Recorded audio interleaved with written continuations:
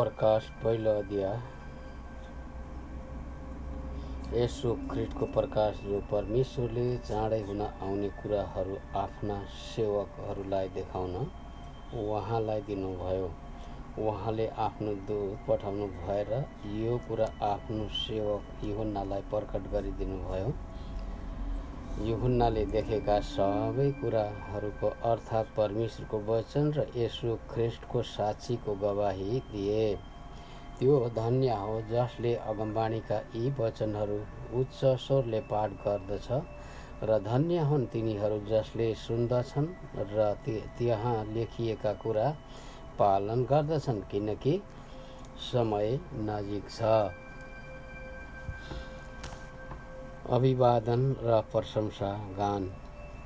यूहन्नाबाट एसियामा भएका 7वटा मण्डलीहरूलाई उहाँबाट तिमीहरूलाई अनुग्रह र शान्ति जो हुनुहुन्छ, जो हुनुहुन्थ्यो, जो हुन आउनुहुने छ र उहाँको सिंहासन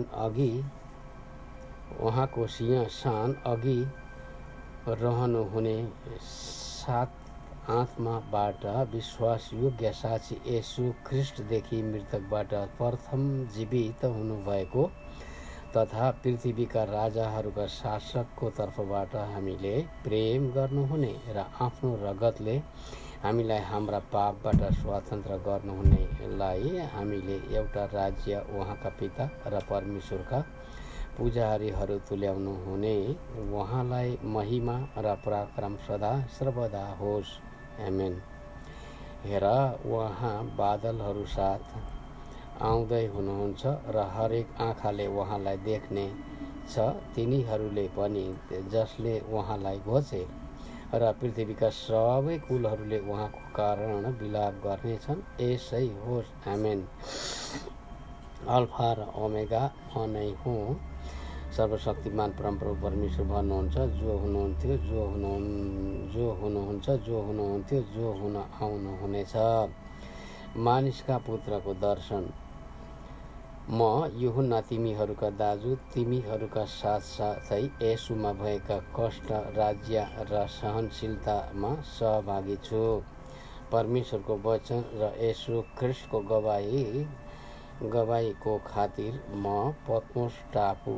पत्मोस भन्ने टापुमा थिएँ।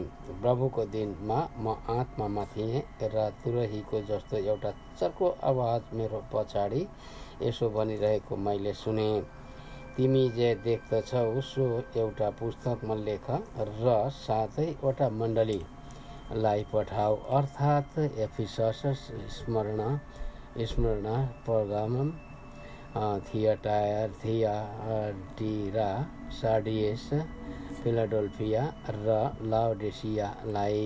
मसँग बोल्नेलाई हेरौँ भनेर म पछि फर्केर हेर्दा 7वटा सुनका सामदान र सामदानहरूका माझमा मानिसको पुत्र जस्तै पाउसम्मै पोषक लाउनु भएको र छातीपट्टा छातीमा सुनौला चौडा फिता लाउनु भएको एकजनालाई मैले देखेँ। उहाँका शिर र केश ऊन जस्तो सेता र हिउँ जस्तै सेता र उहाँका आँखा आगोका ज्वाला जस्तै थिए। उहाँका पाउहरू आगोको भट्टीमा खारेर टल्काइएका काँसा जस्ता थिए र उहाँको स्वर चाहिँ उर्लिँदो पानीहरूको आवाज जस्तै थियो। उहाँको दाहिने बाहुलीले 7वटा ताराहरू पक्रिराखेको थियो र उहाँको मुखबाट धारिलो 2-धारे तरवार निस्केको थियो। उहाँको मुहार चाहिँ पुरा तेजमा चम्केको सूर्य जस्तै थियो। जब मैले उहाँलाई देखेँ तब म मरेतुल्य भएर उहाँका पाउमा परेँ, तर उहाँले आफ्नो दाहिने बाहुली यसो भनेर म माथि राख्नुभयो, नडराऊ, आदि र अन्त्य र जीवित चाहिँ म नै हुँ। म मरेको थिएँ, हेर म सदा सर्वदाको निम्ति जीवित छु अनि मृत्यु र पातालका साँचाहरू मसित छन्। यसकारण तिमीले जे देख्छौ र जे छ र त्यसपछि हुने त्यसपछि जे हुन आउनेछ लेख। मेरो दाहिने हातमा तिमीले देखेका यी 7 तारा सुनका यी 7 सामदानको रहस्य यो हो। 7 तारा 7 मण्डलीका स्वर्गदूतहरू र 7वटा सामदान चाहिँ 7 मण्डलीहरू हुन्। आमेन। एफिससको मण्डली प्रकाश 2 अध्याय। एफिससका मण्डलीका दूतलाई यो लेख, यी कुरा 7वटा तारा आफ्नो दाहिने हातमा लिने र 7वटा सुनका सामदानका बीचमा हिँड्नेले भन्दछ, तिम्रा कामहरू, तिम्रो परिश्रम र सहनशीलता मलाई थाहा छ, र तिमीले खराब मानिसहरूलाई सहन सक्दैनौ, तर तिनीहरू जसले प्रेरित त भन्दछन् तर वास्तवमा होइनन्, त्यसलाई जाँचेर झुट भेटाएका छौ भनी म जान्दछु। तिमीहरूले धैर्यपूर्वक सहेका छौ र मेरो नामको खातिर कष्ट भोगेका छौ, अनि तिमीहरू थकित भएका छैनौ। तर तिम्रा विरुद्धमा मसित यो कुरा छ कि तिमीले तिम्रो पहिलो प्रेम त्यागिदिएका छौ। यसकारण कहाँबाट तिमी खसेका छौ सो सम्झ र पश्चाताप गर, अनि तिमीले पहिले गरेका काम गर, नत्र त म तिमी कहाँ आएर तिमीले पश्चाताप गरेनौ भने तिम्रो सामदान त्यसको ठाउँबाट हटाउने छु। तर तिमीहरूमा यो कुरा त छ कि तिमीहरूले मैले जस्तै निकोलाइटसहरूका काम घृणा गर्छौ। जसको कान छ त्यसले सुनोस्। पवित्र आत्माले मण्डलीहरूलाई के भन्नुहुन्छ, जसले जित्छ त्यसलाई परमेश्वरको स्वर्गलोकमा भएको जीवनको रुखबाट खान दिनेछु।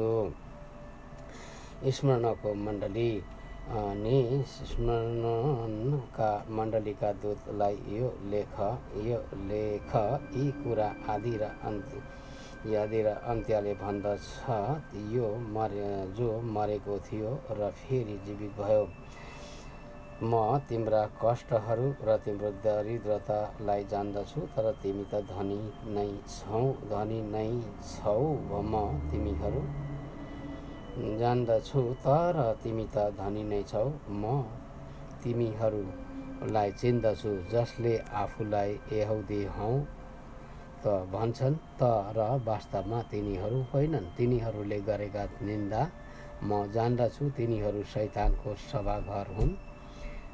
तिमीले भोग्नै लागेका कष्टहरूसँग नडराऊ। हेर, दियाबलले तिमीहरूमध्ये कतिलाई तिमीहरूका जाँचको निम्ति कैदमा हाल्न आँटेको छ, र तिमीहरूलाई 10 दिन कष्ट हुनेछ।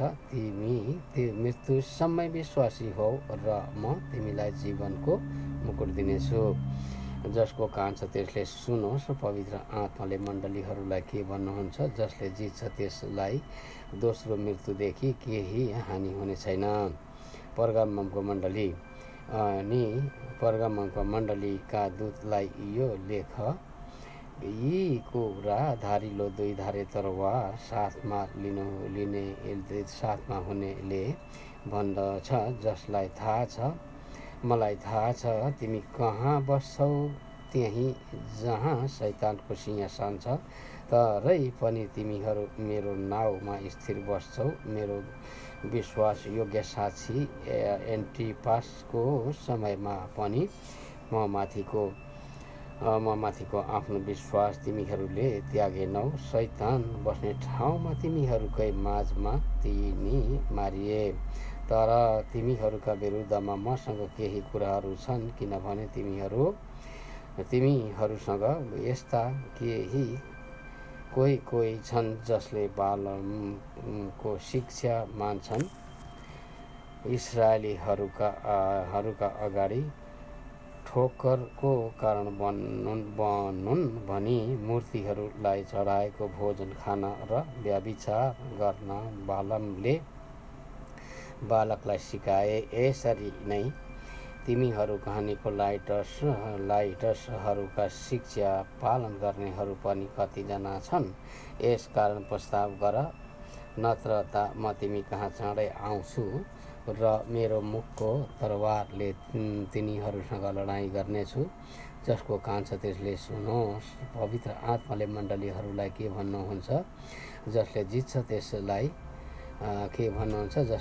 त्यसलाई म गुप्त मन्नाको केही भाग दिनेछु र म त्यसलाई नयाँ नाउँ लेखिएको एउटा सेतो पत्थर दिनेछु, जो पाउनेले बाहेक अरू कसैले जान्दैन।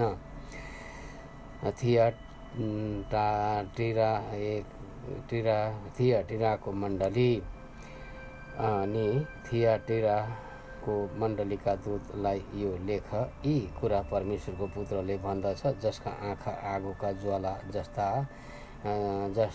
जसका पाउ टल्काइराखेको काँसा जस्ता छन्। तिम्रा काम, तिम्रो प्रेम, तिम्रो विश्वास, तिम्रो सेवा र तिम्रो धैर्यपूर्ण सहनशीलता मलाई थाहा छ। तिम्रा पछिल्ला काम अघिल्ला भन्दा बढी छन्, तर तिम्रो विरुद्धमा मैले यो भन्नु छ, तिमी इजेबेल भन्ने स्त्रीलाई सहन गर्छौ। त्यसले आफैलाई अगमवादिनी भन्छे र मेरा सेवकहरूलाई व्यभिचार गर्न र मूर्तिहरूलाई चढाएको भोजन खान सिकाउँछे र यसरी तिनीहरूलाई भकाउँछे।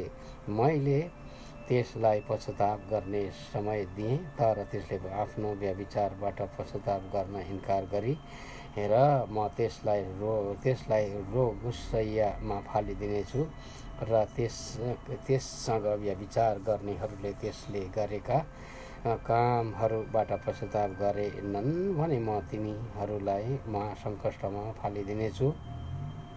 म त्यसका छोराछोरीहरूलाई मार्नेछु र म सबै मण्डलीहरूले थाहा पाउने छन् कि म उही हुँ जसले सबैका मन र हृदयको जाँच गर्दछ र म तिमीहरू हरेकलाई तिमीहरूका काम अनुसार दिनेछु। तर तिमी थियाटिरामा भएको यो शिक्षा नमान्ने तथा कतिले भने झैँ शैतानका गहिरा कुराहरू ननिस्कने बाँकी तिमीहरूलाई म भन्दछु, म तिमीहरूमाथि अरू कुनै भार राख्दिन। त्यसो भए तापनि जे तिमीहरूसँग छ म नआइन्जेल त्यसलाई थामिराख। जसले जित्छ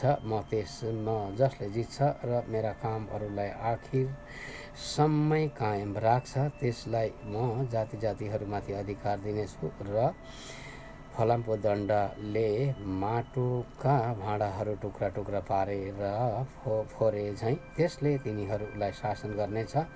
जसरी मैले पनि मेरा पिताबाट अधिकार पाएको छु, म त्यसलाई बिहानको तारा दिनेछु। जसको सुन्ने कान छ त्यसले सुनोस्। पवित्र आत्माले मण्डलीहरूलाई के भन्नुहुन्छ? आमेन। सार्डियसको मण्डली। प्रकाश 3 अध्याय। अनि सार्डियसका मण्डलीका दूतलाई यो लेख। यी कुरा परमेश्वरका 7 आत्मा र 7 तारा हुनेले भन्दछ, तिम्रा काम मलाई थाहा छ। तिमी जीवित छौ भन्ने नाउँ त छ, तर तिमीहरू मरेका छौ। जागा रहो र मर्नै लागेका रहल कुराहरूलाई दरिला पार, किनकि मैले तिम्रा काम मेरा परमेश्वरको दृष्टिमा सिद्ध भएको भेटाएको छैन। यसकारण तिमीले जे पायौ र सुन्यौ सो सम्झ, त्यसलाई कायम राख र पश्चाताप गर। यदि तिमी जागा रहेनौ भने त म चोर जस्तै आउनेछु र म कुन बेला आउनेछु सो तिमीले थाहा पाउने छैनौ। तर सार्डियसमा कति व्यक्ति छन् जसले आफ्ना लुगा बिटुलो पारेका छैनन्। तिनीहरू मसँग सेता वस्त्र लाएर हिँड्ने छन्, किनकि तिनीहरू योग्यका छन्। जसले जित्छ त्यसलाई यसरी सेता वस्त्र पहिराइन्छ र म त्यसको नाउँ जीवनको जीवनको पुस्तकबाट मेटाइदिने छैन। म त्यसको नाउँ मेरा पिताको सामुन्ने र उहाँका दूतहरूका सामुन्ने स्वीकार गर्नेछु। जसको कान छ त्यसले सुनोस्, पवित्र आत्माले मण्डलीहरूलाई के भन्नुहुन्छ। फिलाडेल्फियाको मण्डली। अनि फिलाडेल्फियाका मण्डलीका दूतलाई यो लेख, यी कुरा त्यसले भन्दछ जो पवित्र छ, जो सत्य छ, जससँग दाउदको साँचो छ, जसले खोल्छ कसैले थुन्ने छैन, र जसले थुन्छ कसैले खोल्ने छैन। मलाई तिम्रो कामहरू थाहा छ।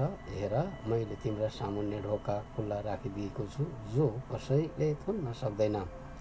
तिमीसँग थोरै शक्ति छ भन्ने मलाई थाहा छ, तापनि तिमीले मेरो वचन पालन गरेका छौ र मेरो नाउँ इन्कार गरेका छैनौ। हेर, शैतानको सभाघरका यहुदी नभए तापनि यहुदी हौँ भनी झुटा बोल्नेहरूलाई म आएर तिम्रा चरणमा ढोग्न लाउनेछु र तिमीलाई म प्रेम गर्दछु भन्ने तिनीहरूलाई बुझाइदिनेछु। तिमीले धैर्यको मेरो वचन पालन गरेका हुनाले तिमीलाई परीक्षाको त्यस बेलादेखि म बचाउनेछु, जो पृथ्वीमा बास गर्ने मानिसहरूलाई आजाद गर्न सारा संसारमा आउनेवाला छ। म चाँडै आइरहेछु। तिमीसँग जे छ त्यसलाई पक्रिराख र तिम्रो मुकुट कसैले लिने छैन। जसले जित्छ त्यसलाई म मेरा परमेश्वरका मन्दिरको एउटा स्तम्भ बनाउनेछु र ऊ त्यहाँबाट कहिले बाहिर निस्कने छैन। म त्यसमा मेरा परमेश्वरको नाउँ लेख्नेछु र मेरा परमेश्वरका सहरको नाउँ अर्थात् यरुशलेम लेख्नेछु, जो मेरा परमेश्वरबाट स्वर्गदेखि तल आउँदछ। आफ्नै नयाँ नाउँ पनि म त्यसमा लेख्नेछु। जसको कान छ त्यसले सुनोस्, पवित्र आत्माले मण्डलीहरूलाई के भन्नुहुन्छ। लाउडिकियाको मण्डली। अनि लाउडिकियाका मण्डलीका दूतलाई यो लेख, यी कुरा आमेन, विश्वासयोग्य र साँचो साक्षी र परमेश्वरका सृष्टिको शासकले भन्दछ। मलाई तिम्रा कामहरू थाहा छ। तिमी चिसो पनि छैनौ, तातो पनि छैनौ। चिसो कि तातो भए त हुने थियो, किनकि तिमी मन तातो छौ, न चिसो न तातो। यसकारण म तिमीलाई मेरो मुखबाट उखेलिदिनेछु। म धनी छु र मसित धन सम्पत्ति छ र मलाई केही कुराको खाँचो छैन भनी तिमी भन्दछौ। तर तिमीलाई थाहै छैन कि तिमी दुःखी, दयनीय, दरिद्र, अन्धा र नाङ्गा छौ। यसकारण धनी हुनलाई आगोले खारेको सुन र आफ्नो नग्नताको शर्म ढाक्नलाई सेतो वस्त्र र तिमीले देख्न सक भनी तिम्रा आँखामा लाउनलाई मलम, यी सबै मबाट किन्ने म तिमीलाई सल्लाह दिन्छु। जतिलाई म माया गर्छु म तिनीहरूलाई हप्काउँछु र ताडना दिन्छु। यसकारण उत्साहित हो, पश्चाताप गर। हेर, म ढोकामा उभिएर ढढकाउँछु। कसैले मेरो स्वर सुनेर ढोका खोलिदियो भने म त्यस कहाँ भित्र पस्नेछु र त्यससँग भोजन खानेछु र त्यसले मसँग खानेछ। जसले जित्छ त्यसलाई म मेरो सिंहासनमा मसित बस्न दिनेछु, जसरी म आफैले पनि जितेँ र मेरा पितासँग उहाँको सिंहासनमा बसेको छु। जसको कान छ त्यसले सुनोस्, पवित्र आत्माले मण्डलीहरूलाई के भन्नुहुन्छ।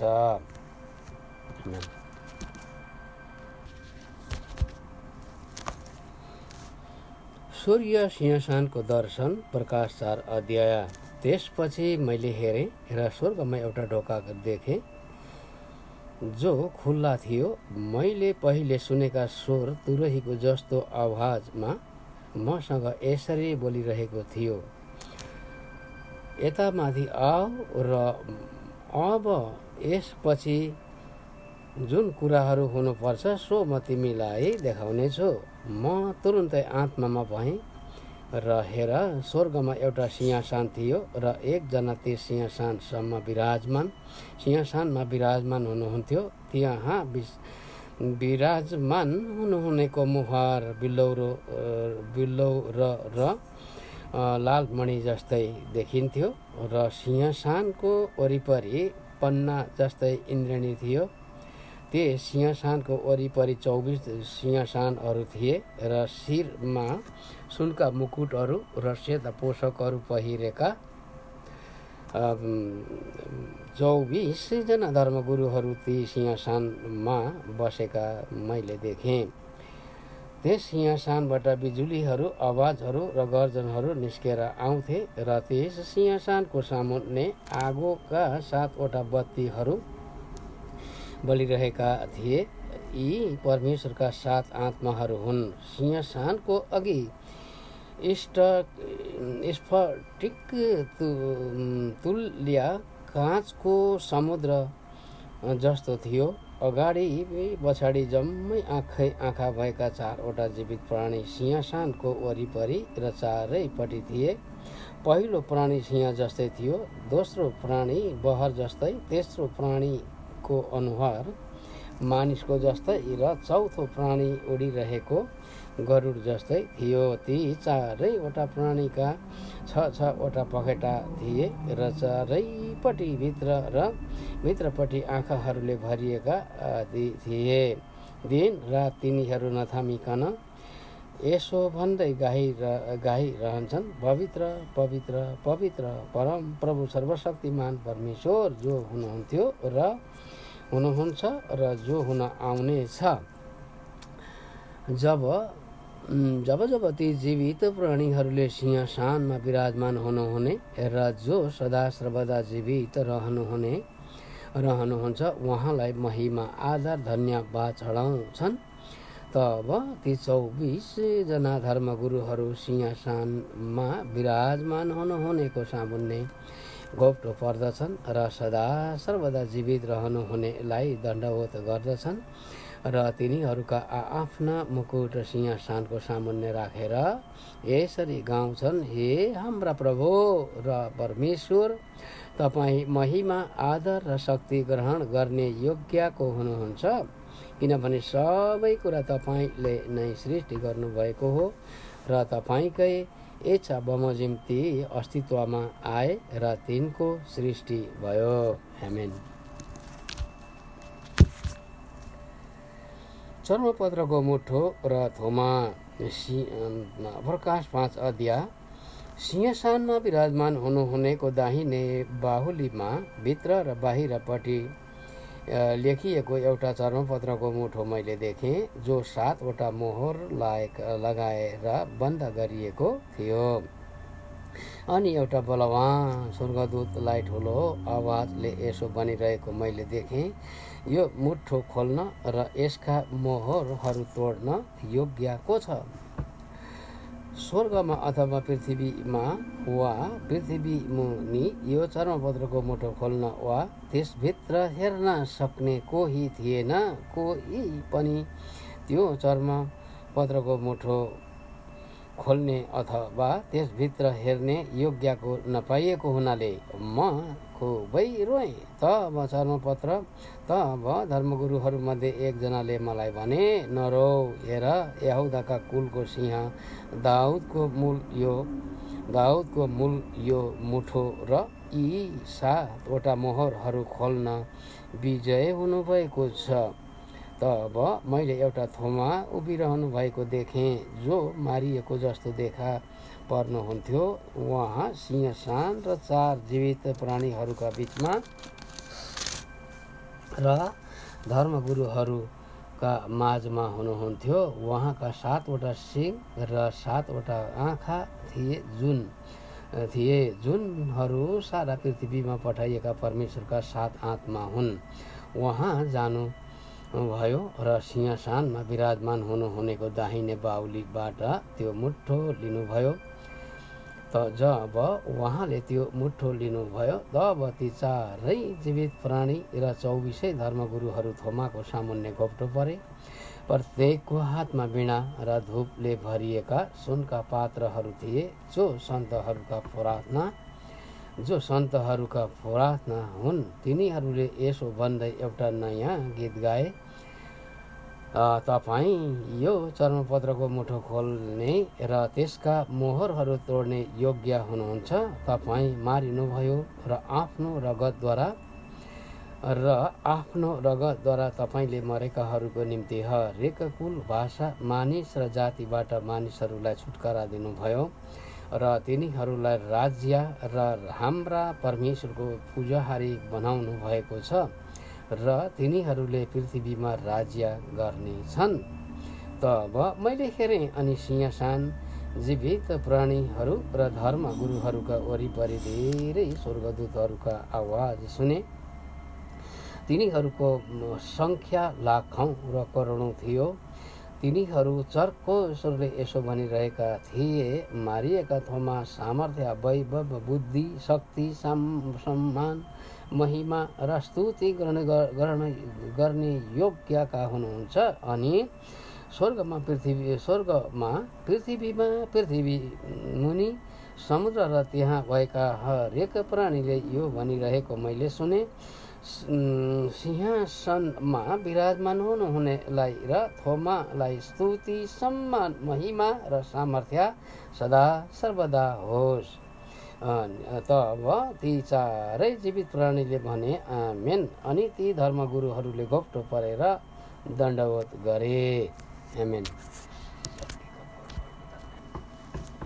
मोहरहरूको रहस्य प्रकाश 6 अध्याय।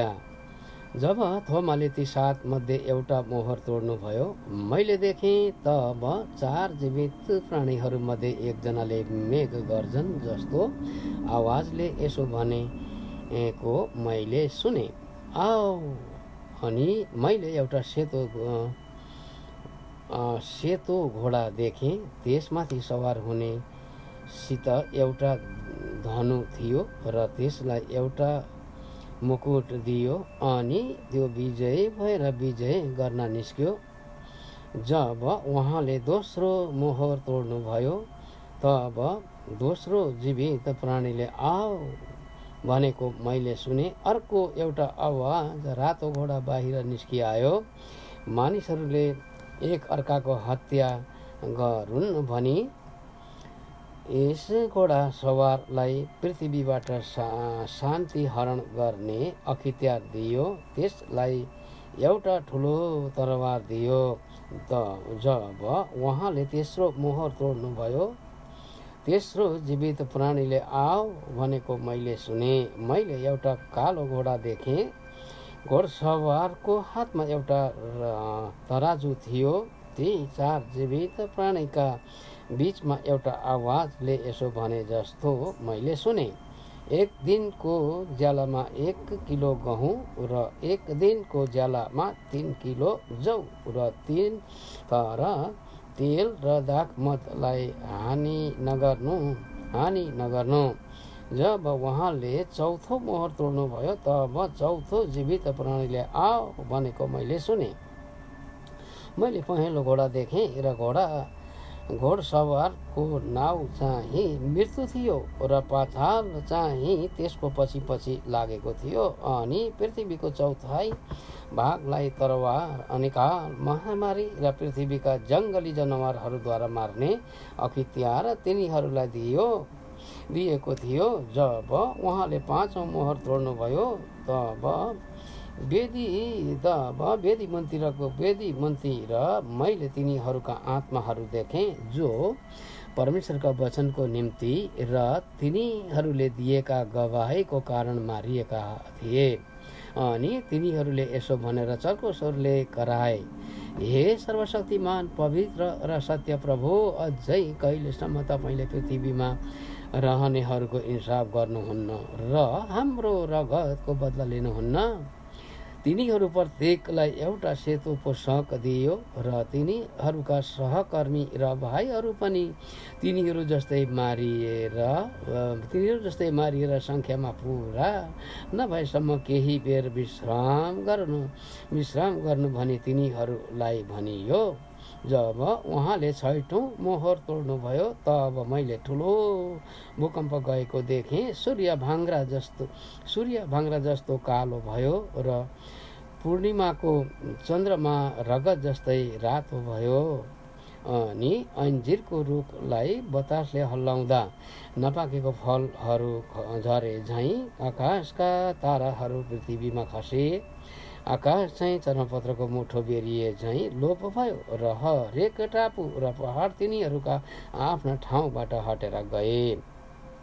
तब पृथ्वीका राजाहरू, राजकुमारहरू, जर्नेलहरू, धनीहरू, बलियाहरू, हरेक दास र स्वतन्त्र मानिस पहाडका गुफाहरू र चट्टानहरू हुँदो लुके। तिनीहरूले पहाडहरू र चट्टानहरूलाई भने, हामी माथि खस र सिंहासनमा विराजमान हुनुहुनेको मुहारबाट र थुमाको क्रोधबाट हामीलाई लुकाऊ, किनकि उहाँका क्रोधको ठुलो दिन आएको छ र यसको अघि को खडा हुन सक्छ। आमेन।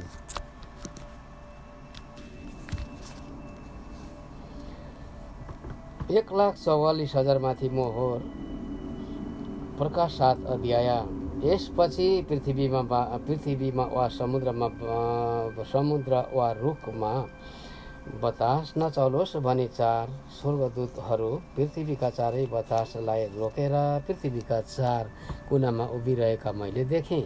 तब जीवित परमेश्वरको मोहर साथमा लि अर्को 1 जना स्वर्गदूत पृथ्वीबाट उक्लेका मैले देखेँ। पृथ्वी र समुद्रलाई हानि पुर्याउने अख्तियार दिइराखेका 4 स्वर्गदूतलाई यसो भनेर तिनले चर्को स्वरले भने, हामीले हाम्रा परमेश्वरका दासहरूका निधारमा मोहर नलगाइन्जेल पृथ्वी, समुद्र वा रुखहरूलाई केही हानि नगर। तब मैले मोहर लगाइएकाहरूको सङ्ख्या सुने। तिनीहरू 1,44,000 थिए र तिनीहरू इस्राएलका सन्तानको प्रत्येक कुलबाट थिए।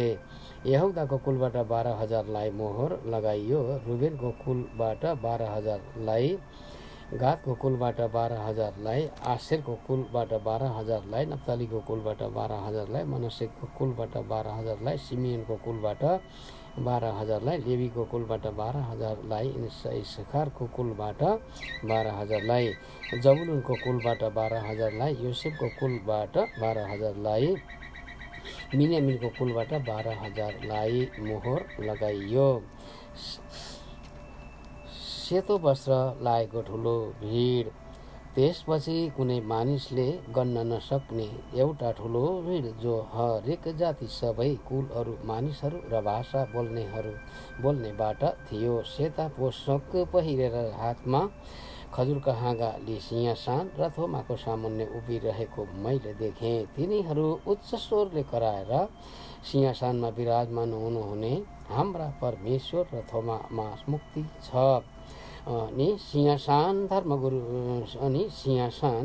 धर्मगुरुहरू र 4 जीवित प्राणीहरूका वरिपरि सबै स्वर्गदूतहरू उभिए र तिनीहरू सिंहासनको सामुन्ने घोप्टो परी यसो भन्दै परमेश्वरलाई दण्डवत गरे, आमेन। हाम्रा परमेश्वरलाई प्रशंसा, महिमा, बुद्धि, धन्यवाद, सम्मान, शक्ति र सामर्थ्य सदा सर्वदा होस्, आमेन। धर्मगुरुहरूमध्ये 1 जनाले मलाई सोधे, यी सेतो पोशाक लाउनेहरू को हुन् र कहाँबाट आएका हुन्? अनि मैले तिनलाई भने, हजुर, तपाईँ नै जान्नुहुन्छ। तिनले मलाई भने, यिनीहरू ती नै हुन् जुनहरू महासङ्कटबाट आएका हुन् र यिनीहरूले आफ्ना पोशाकहरू थोमाको रगतमा धोए र सेता बनाएका छन्। यसै कारण यिनीहरू परमेश्वरको सिंहासनको सामुन्ने छन् र दिनरात उहाँको मन्दिरमा उहाँको सेवा गर्दछन् र सिंहासनमा विराजमान हुनुहुनेले आफ्नै उपस्थितिले तिनीहरूलाई शरण दिनुहुनेछ।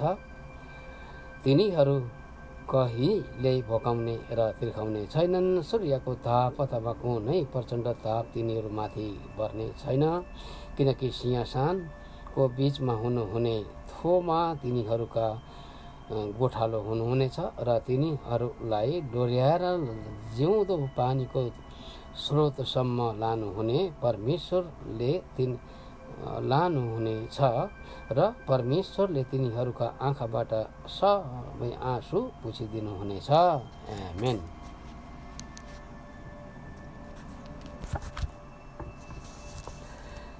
सातौं मोहर र सुनको धुपौरो। प्रकाश 8 अध्याय। जब थोमाले सातौं मोहर तोड्नुभयो तब प्राय आधा घण्टासम्म स्वर्गमा सनट्ट छायो। परमेश्वरको सामुन्ने उभिने 7 स्वर्गदूतहरूलाई मैले देखेँ। तिनीहरूलाई 7वटा तुरही दियो। अनि अर्को एउटा स्वर्गदूत आए अनि सुनको धुपौरो लिएर वेदीको छेउमा खडा भए। सिंहासनको सामुन्ने रहेका सुनको वेदीमाथि सबै सन्तहरूका प्रार्थनासँग चढाउनका निम्ति तिनलाई धेरै धूप दियो। धूपको धुवाँ सन्तहरूका प्रार्थनाका साथ स्वर्गदूतको हातबाट परमेश्वरको सामुन्ने माझतिर गयो। तब स्वर्गदूतले धुपौरो लिएर वेदीको आगो त्यसमा भरिदिए र पृथ्वीमा फ्याँकिदिए। अनि मेघगर्जनहरू, आवाजहरू, बिजुलीको चमकहरू उत्पन्न भए र भूकम्प गयो। तुरहीहरू। ती 7वटा तुरही हुने साथै स्वर्गदूत तुरही फुक्न तयार भए। पहिलो स्वर्गदूतले आफ्नो तुरही फुके र रगतसँग मिसिएको असिना र आगो आइहाल्यो र ती पृथ्वीमा बर्सिन लाग्यो। अनि पृथ्वीको 1/3 भाग, रुखहरूको 1/3 भाग र सबै हरिया घाँसहरू डढिहाले। दोस्रो स्वर्गदूतले आफ्नो तुरही फुके र आगोले जलिरहेको एउटा ठुलो पहाड जस्तो समुद्रमा फालियो र समुद्रको 1/3 भाग रगत बन्यो। अनि समुद्रमा भएका जीवित प्राणीको 1/3 भाग मरे र जहाजहरूको 1/3 भाग नष्ट भए। तेस्रो स्वर्गदूतले आफ्नो तुरही फुके र आकाशबाट बल्दो राँको झैँ एउटा ठुलो तारा खस्यो र खोलाहरूको 1/3 भाग र पानीहरूका मुहानहरूमा त्यो खस्यो। त्यस ताराको नाउँ ऐरेलु हो र त्यसले गर्दा पानीको 1/3 भाग तितो भयो र पानी तितो भएको हुनाले धेरै मानिसहरू मरे।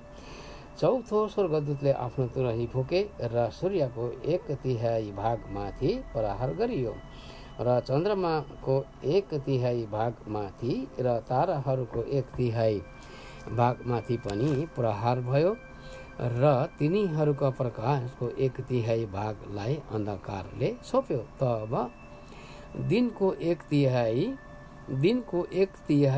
ज्योतिविहीन भयो। त्यसरी नै रातको 1/3 पनि मैले हेरेँ र मध्य आकाशमा उडिरहेको एउटा गरुड यसो भन्दै चर्को स्वरले कराएको सुने। फुक्न बाँकी रहेका 3 स्वर्गदूतका अरू तुरहीका आवाजको कारणले पृथ्वीमा बास गर्नेहरूलाई धिक्कार, धिक्कार, धिक्कार। आमेन। शक्तिशाली सल्लाहहरू। प्रकाश 9 अध्याय। अनि 5औं स्वर्गदूतले आफ्नो तुरही फुके र मैले एउटा तारा देखेँ जो स्वर्गबाट पृथ्वीमा खसेको थियो। त्यस तारालाई अतलकुण्डको साँचो दियो। त्यसले अतलकुण्ड खोल्यो र त्यस कुण्डबाट आगोको ठुलो भट्टीबाट निस्केको धुवाँ जस्तो आयो र कुण्डको धुवाँले सूर्य र वायु मण्डल अँध्यारो पार्यो। त्यस धुवाँबाट पृथ्वीमा सलहहरू निस्के र पृथ्वीका बिच्छीहरूको जस्तो शक्ति तिनीहरूलाई दियो। तिनीहरूलाई आदेश दियो कि पृथ्वीका घाँस वा कुनै बोट बिरुवालाई हानि नगर्नु, तर मानव जातिका तिनीहरूलाई मात्र हानि गर्नु। जसको निधारमा परमेश्वरको मोहर छैन तिनीहरूलाई मारि त नहाल्नु, तर 5 महिनासम्म यातना दिनु भन्ने तिनीहरूलाई अख्तियार दियो। र मानिसलाई बिच्छीले डस्दा जस्तो पीडा हुन्छ तिनीहरूले दिएको पीडा पनि त्यस्तै थियो। ती दिनमा मानिसहरूले मृत्यु खोज्नेछन् तर पाउने छैनन्, तिनीहरूले मर्न इच्छा गर्नेछन् तर मृत्यु तिनीहरूबाट भाग्नेछ। ती सलहहरूको रूप लडाईँको निम्ति तयार गरिराखेका घोडाहरूको जस्तो थियो।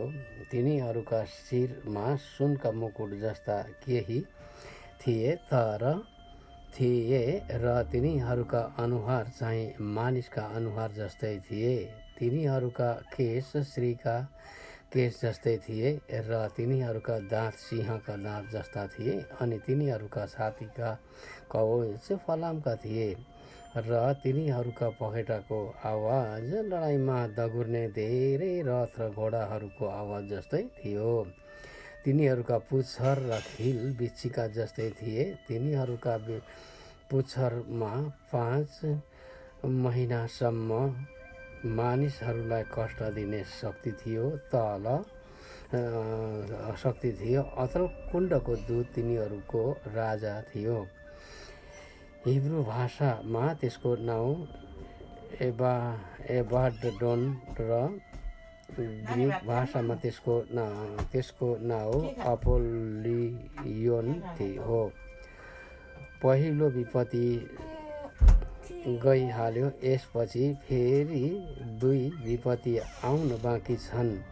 अनि 6औं स्वर्गदूतले आफ्नो तुरही फुके र 4 सिङबाट फुके र मैले परमेश्वरको अगाडि रहेका सुनका वेदीका 4 सिङबाट निस्केको एउटा आवाज सुने।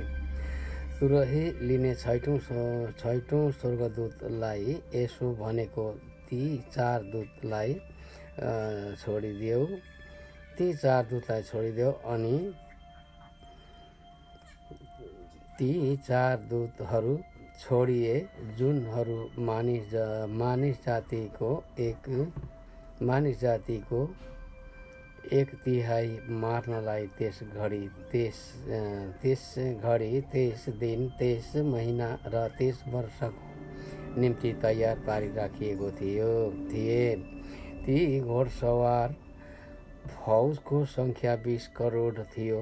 मेरो दर्शनमा देखिएका घोडा र घोडसवारहरू यस्ता थिए। तिनीहरूका छातीका कवचहरू आगो हो, नीलमणि र गन्धकको रङका थिए। ती घोडाहरूका शिर सिंहहरूका शिर जस्ता थिए। तिनीहरूका मुखबाट आगो, धुवाँ र गन्धक निस्कन्थे। तिनीहरूका मुखबाट निस्केका आगो, धुवाँ र गन्धकका 3 विपत्तिद्वारा मानिस जातिको 1/3 मारियो, किनकि ती घोडाहरूको शक्ति तिनीहरूका मुख र पुच्छरमा थियो। किनभने तिनीहरूका पुच्छर सर्प जस्ता थिए जसका टाउका थिए। तीद्वारा तिनीहरूले मानिसलाई चोट पार्थे। यी विपत्तिद्वारा मारिएका बाँकी मानिसहरूले आफ्ना हातका कामबाट अझ पनि पश्चाताप गरेनन्। तिनीहरूले भूतहरूलाई र देख्न नसक्ने, सुन्न नसक्ने, हिँड्न नसक्ने, सुन, चाँदी, काँसा, ढुङ्गा र काठका मूर्तिहरूलाई पुज्न छोडेनन्। तिनीहरूले आफूले गरेको हत्या, जादुगरी, व्यभिचार र चोरीको को पश्चाताप गरेनन्। आमेन।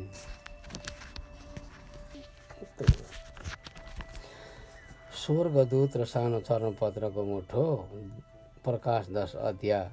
मैले बादलमा लपेटिएको अर्का शक्तिशाली स्वर्गदूतलाई स्वर्गबाट ओर्लेका देखेँ। तिनको शिरमा इन्द्रेणी थियो र तिनको मुहार सूर्य जस्तो र पाउहरू आगोका खामा जस्ता थिए।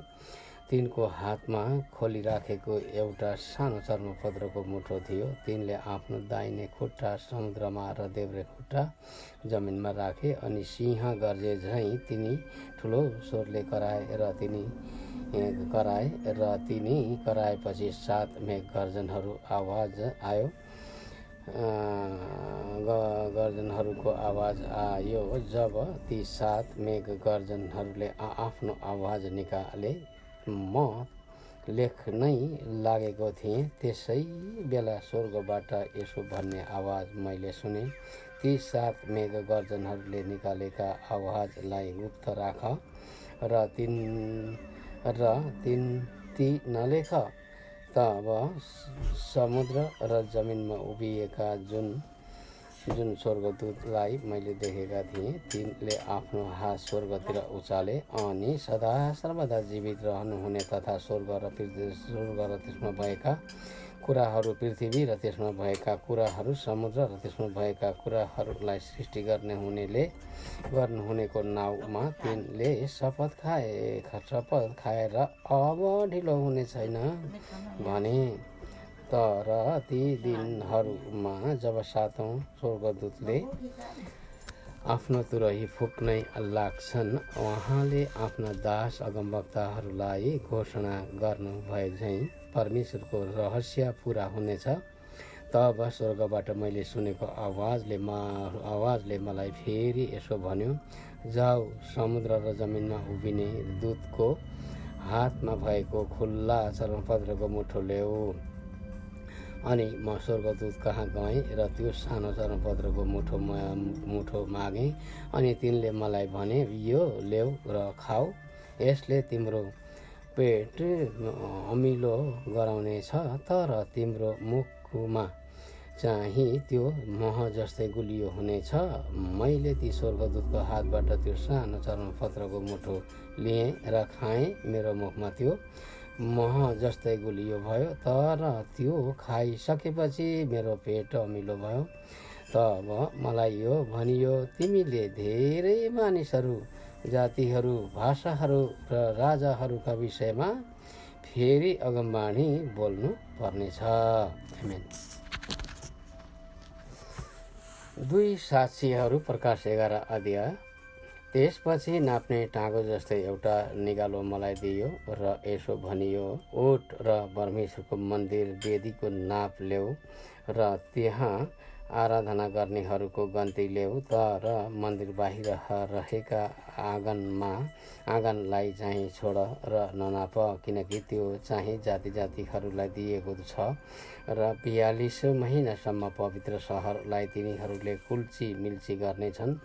मेरा 2 साक्षीहरूलाई 1260 दिनसम्म भाङ्राको वस्त्र लाएर अगमवाणी बोल्ने शक्ति म दिनेछु। पृथ्वीका प्रभुको सामुन्ने खडा रहेका जैतुनका 2 रुखहरू र 2 सामदानहरू यिनै हुन्। यदि कुनै मानिसले तिनीहरूलाई हानि गर्ने इच्छा गर्यो भने तिनीहरूका मुखबाट निस्केको आगोले तिनीहरूका शत्रुहरूलाई नाश पार्नेछ। कुनै मानिसले तिनीहरूलाई हानि गर्ने इच्छा गर्यो भने त्यो त्यही किसिमले मारिनेछ। तिनीहरूले अगमवाणी बोलेका दिनहरूमा पानी नपरोस् भनी आकाश बन्द गर्ने तिनीहरूसित शक्ति छ र पानीहरूलाई रघ तुल्याउने र तिनीहरूलाई इच्छा लागेको बेलामा पृथ्वीमा हर किसिमका विपत्ति ल्याउने तिनीहरूसित शक्ति छ। तिनीहरूले आफ्नो गवाहीको काम सिद्ध्याइसकेपछि अतल कुण्डबाट निस्कि आउने त्यस पशुले तिनीहरूसँग लडाईँ गरी तिनीहरूलाई जितेर मार्नेछ। तिनीहरूका लासहरू त्यस ठुलो सहरको सडकमा पडिरहनेछन् र जुन सहरलाई साङ्केतिक रूपमा सदोम र मिस्र भनिन्छ, जहाँ तिनीहरूका प्रभु क्रुसमा टाँगिनु भएको थियो। 3.5 दिनसम्म तिनका लासहरूलाई मानिसहरू, कुलहरू, भाषाहरू र जाति-जातिका मानिसहरूले हेर्नेछन् र ती लासहरू गाड्न दिने छैनन्। पृथ्वीमा रहनेहरू तिनीहरूका मृत्युमा रमाउनेछन्, आनन्द मनाउनेछन् र आपसमा उपहार दिने गर्नेछन्, किनभने ती दुई अगमवक्ताहरूले पृथ्वीमा रहनेहरूलाई शास्ति दिएका थिए। 3.5 दिनपछि परमेश्वरबाट आएको जीवनको सास तिनीहरूभित्र पस्यो र तिनीहरू आफ्ना गोडामा खडा भए अनि तिनीहरूलाई देख्नेहरूमाथि ठुलो डर छायो। अनि तिनीहरूले स्वर्गबाट यस्तो एउटा ठुलो आवाज सुने, यता माथि आओ। र तिनीहरूका शत्रुहरूले हेर्दै तिनीहरू बादलमा स्वर्गतिर गए। त्यही घडी ठुलो भूकम्प गयो र सहरको 10औं भाग ढल्यो र भूकम्पमा 7,000 मानिसहरू मारिए। अरू बाँचेकाहरू डराएर स्वर्गका परमेश्वरलाई महिमा दिए। दोस्रो विपत्ति बित्यो, हेर तेस्रो विपत्ति चाँडै आउँदैछ। 7औं तुरही। अनि 7औं स्वर्गदूतले आफ्नो तुरही फुके र त्यसपछि स्वर्गमा यसो भन्ने ठुला आवाज गुन्जिए, संसारको राज्य हाम्रा परमप्रभु र उहाँका ख्रिस्टको राज्य भएको छ अनि उहाँले सदा सर्वदा राज्य गर्नुहुनेछ। अनि परमेश्वरको सामुन्ने आफ्नो सिंहासनमा बस्ने ती 24 धर्मगुरुहरूले घोप्टो परी परमेश्वरलाई दण्डवत गरे, भन्न लागे, हे परमप्रभु परमेश्वर सर्वशक्तिमान, हामी तपाईँलाई धन्यवाद चढाउँछौँ, जो हुनुहुन्छ र जो हुनुहुन्थ्यो, किनभने तपाईँले आफ्नो ठुलो सामर्थ्य हातमा लिनुभयो र राज्य गर्न थाल्नुभयो। जाति-जातिहरू क्रुद्ध भए, तर तपाईँको क्रोध प्रकट भयो। परमेश्वर, तपाईँको क्रोध प्रकट भयो। मरेकाहरूका इंसाफको समय आयो र तपाईँका दासहरू र अगमवक्ताहरू र सन्तहरूलाई र तपाईँका नाउँको डर मान्ने ठुला सानाहरूलाई इनाम दिने समय र पृथ्वीको विनाश गर्नेहरूलाई नाश गर्ने समय आयो। स्वर्गमा परमेश्वरको मन्दिर खोलियो र वहाँ मन्दिरभित्र उहाँका करारको सन्दुक देखियो। बिजुलीका चमक देखिए, आवाज र मेघ गर्जनहरू सुनिए, भूकम्प गए र ठुला सिना परे। आमेन। श्री र अजिङ्गर, प्रकाश 12 अध्याय। स्वर्गमा एउटा आश्चर्यजनक चिन्ह देखियो। सूर्य पहिरेकी एउटी श्री देखा परी, जसको पाउमुनि चन्द्रमा थियो र त्यसले शिरमा 12वटा ताराको मुकुट लाएकी थिई। त्यो गर्भवती थिई र जन्माउने अवस्थाको पीडामा प्रसव वेदनाले चिच्याइरहेकी थिई। अनि स्वर्गमा अर्को एउटा चिन्ह देखियो। 7वटा शिर, 10वटा सिङ र शिरमा 7वटा मुकुट लाएको एउटा ठुलो रातो अजिङ्गर देखा पर्यो। त्यसको पुच्छरले स्वर्गको 1/3 ताराहरूलाई सोहोरेर पृथ्वीमा फालिदियो। बालक जन्माउन साथ त्यसलाई निलिहालौँ भनी त्यो अजिङ्गर र बालक जन्माउन लागेकी स्त्रीको सामुन्ने खडा थियो। त्यस स्त्रीले सारा जातिलाई फलामको दण्डले शासन गर्ने एउटा छोरो जन्माए। त्यसको बालक परमेश्वर कहाँ उठाएर उहाँको सिंहासनमा लगियो। त्यो स्त्री चाहिँ उजाड स्थानभित्र भागी, जहाँ 1260 दिनसम्म त्यसको पालन पोषण होस् भनेर परमेश्वरले त्यसको लागि ठाउँ तयार राख्नु भएको थियो। अनि स्वर्गमा लडाईँ भयो। मिखायल र तिनका दूतहरूले त्यस अजिङ्गरसँग युद्ध गरे। अजिङ्गर र त्यसका दूतहरूले पनि युद्ध गरे, तर यिनीहरू हारे र यिनीहरूका निम्ति स्वर्गमा कुनै ठाउँ रहेन। त्यो ठुलो अजिङ्गर तल फालियो, त्यो प्राचीन सर्प जो सारा संसारलाई बहकाउने दियाबल्स वा शैतान हो, त्यो पृथ्वीमा फ्याँकियो र त्यसका दूतहरू त्यसका साथसाथै फ्याँकिए।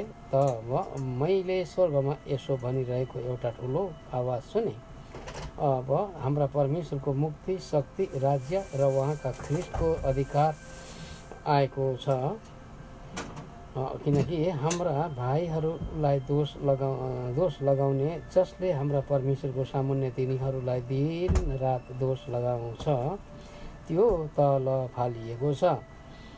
तिनीहरूले थोमाको रगत र आफ्ना गवाहीको वचनको कारण त्यसलाई जितेका छन् र तिनीहरूले मृत्युसम्मै पनि आफ्नो ज्यानको माया राखेनन्। यसकारण हे स्वर्गमा रहनेहरू, तिमीहरू रमाओ र पृथ्वी र समुद्रलाई धिक्कार छ, किनभने आफ्नो समय अल्प छ भनी थाहा पाएर दियाबल्स ठुलो क्रोध साथ तिनीहरू कहाँ तल आएको छ। जब त्यस अजिङ्गरले आफू पृथ्वीमा फ्याँकिएको देख्यो, तब त्यसले छोरो जन्माउने त्यस स्त्रीलाई देख्यो, तर त्यस स्त्रीलाई त्यस सर्पको सम्मुखबाट उजाड स्थानमा उडेर जानलाई ठुलो गरुडका 2 पखेटा दिए। त्यो उजाड स्थान 3.5 वर्षसम्म त्यस स्त्रीको पालन पोषणको निम्ति तयार गरिएको थियो। त्यस स्त्रीलाई बाढले बगाओस् भनेर त्यस सर्पले स्त्रीको पछि आफ्नो मुखबाट नदी जस्तै पानी निकाल्यो। तर पृथ्वीले त्यस स्त्रीलाई सहायता गर्यो र अजिङ्गरले आफ्नो मुखबाट निकालेको नदी पृथ्वीले आफ्नो मुख उगारेर निलिदियो। तब त्यो अजिङ्गर त्यस स्त्रीसँग क्रोधित भयो र त्यसका बाँकी सन्तानसँग युद्ध गर्न गयो, अर्थात् तिनीहरूसँग जुनहरूले परमेश्वरका आज्ञाहरू पालन गर्दछन् र येशूको गवाही दिन्छन्। अनि त्यो अजिङ्गर समुद्रको किनारमा खडा भयो। आमेन। समुद्रबाट निस्किआएको पशु। प्रकाश 13 अध्याय। समुद्रबाट एउटा पशु निस्किआएको मैले देखेँ, जसका 10वटा सिङ र 7वटा शिर थिए। त्यसको सिङमा 10वटा मुकुट थिए र त्यसका शिरमा ईश्वर निन्दाको नाउँ थिए। मैले देखेको त्यो पशु चितुवा जस्तै थियो। त्यसका खुट्टाहरू भालुका जस्ता थिए र त्यसको मुख सिंहको जस्तो थियो। त्यस अजिङ्गरले त्यस पशुलाई आफ्नो शक्ति, आफ्नो सिंहासन र ठुलो अधिकार दियो। त्यसको एउटा शिरमा चाहिँ घातक चोट लागेको जस्तो देखिन्थ्यो, तर त्यसको चोट निको भयो अनि सारा पृथ्वी छक्क परेर त्यस पशुको पछि लाग्यो। मानिसहरूले अजिङ्गरको पूजा गर्दथे, किनकि त्यसले आफ्नो अधिकार पशुलाई दिएको थियो। तिनीहरूले यसो भन्दै पशुको पूजा गरे, यो पशु जस्तो अरू को छ? यसको विरुद्धमा को लड्न सक्ने? त्यसलाई अहङ्कारी र ईश्वर निन्दिक शब्दहरू उच्चारण गर्ने मुख दियो। त्यसलाई 42 महिनासम्म अधिकार चलाउने अनुमति दियो। परमेश्वरको विरुद्धमा निन्दा गर्न, उहाँको नाउँ र उहाँको वासस्थान र स्वर्गमा बस्नेहरू समेत सबैको निन्दा गर्नलाई त्यसले आफ्नो मुख खोल्यो। अनि त्यसलाई सन्तहरूसँग लडाईँ गर्न र तिनीहरूलाई जित्न अनुमति दियो। सबै कुलहरू, मानिसहरू, भाषाहरू र जातिहरूमाथि त्यसलाई अधिकार दियो। पृथ्वीमा बास गर्ने सबैले त्यस पशुको पूजा गर्नेछन्, अर्थात् तिनीहरूले जसको नाउँ संसारको सृष्टिदेखि नै मारिनुभएका थोमाका जीवनको पुस्तकमा लेखिएको छैन। जसको कान छ त्यसले सुनोस्। कैदमा जानु पर्ने कैदमा नै जानेछ, तरवारले मारिने चाहिँ तरवारले नै मारिनेछ। सन्तहरूको सहनशीलता र विश्वास यसैमा छ। पृथ्वीबाट निस्केको पशु। अनि पृथ्वीबाट निस्किरहेको अर्को एउटा पशु मैले देखेँ। त्यसको पनि थोमाका जस्तै 2वटा सिङ थिए र अजिङ्गर जस्तै त्यो बोल्दथ्यो। उहाँको साथमा 1,44,000 थिए, जसका निधारमा उहाँको नाउँ र उहाँका पिताको नाउँ लेखिएका थिए। अनि धेरै पानीहरूको आवाज जस्तै र ठुला गर्जनको आवाज जस्तो स्वर्गबाट आएको एउटा स्वर मैले सुनेको त्यो स्वर वीणा बजाउनेहरूले बजाइरहेका वीणाको स्वर जस्तो थियो। सिंहासनको र ती 4 जीवित प्राणीहरू र धर्मगुरुहरूका अगाडि तिनीहरूले एउटा नयाँ गीत गाउँथे। पृथ्वीबाट मोल तिरी छुटाइएका 1,44,000ले बाहेक कसैले त्यो गीत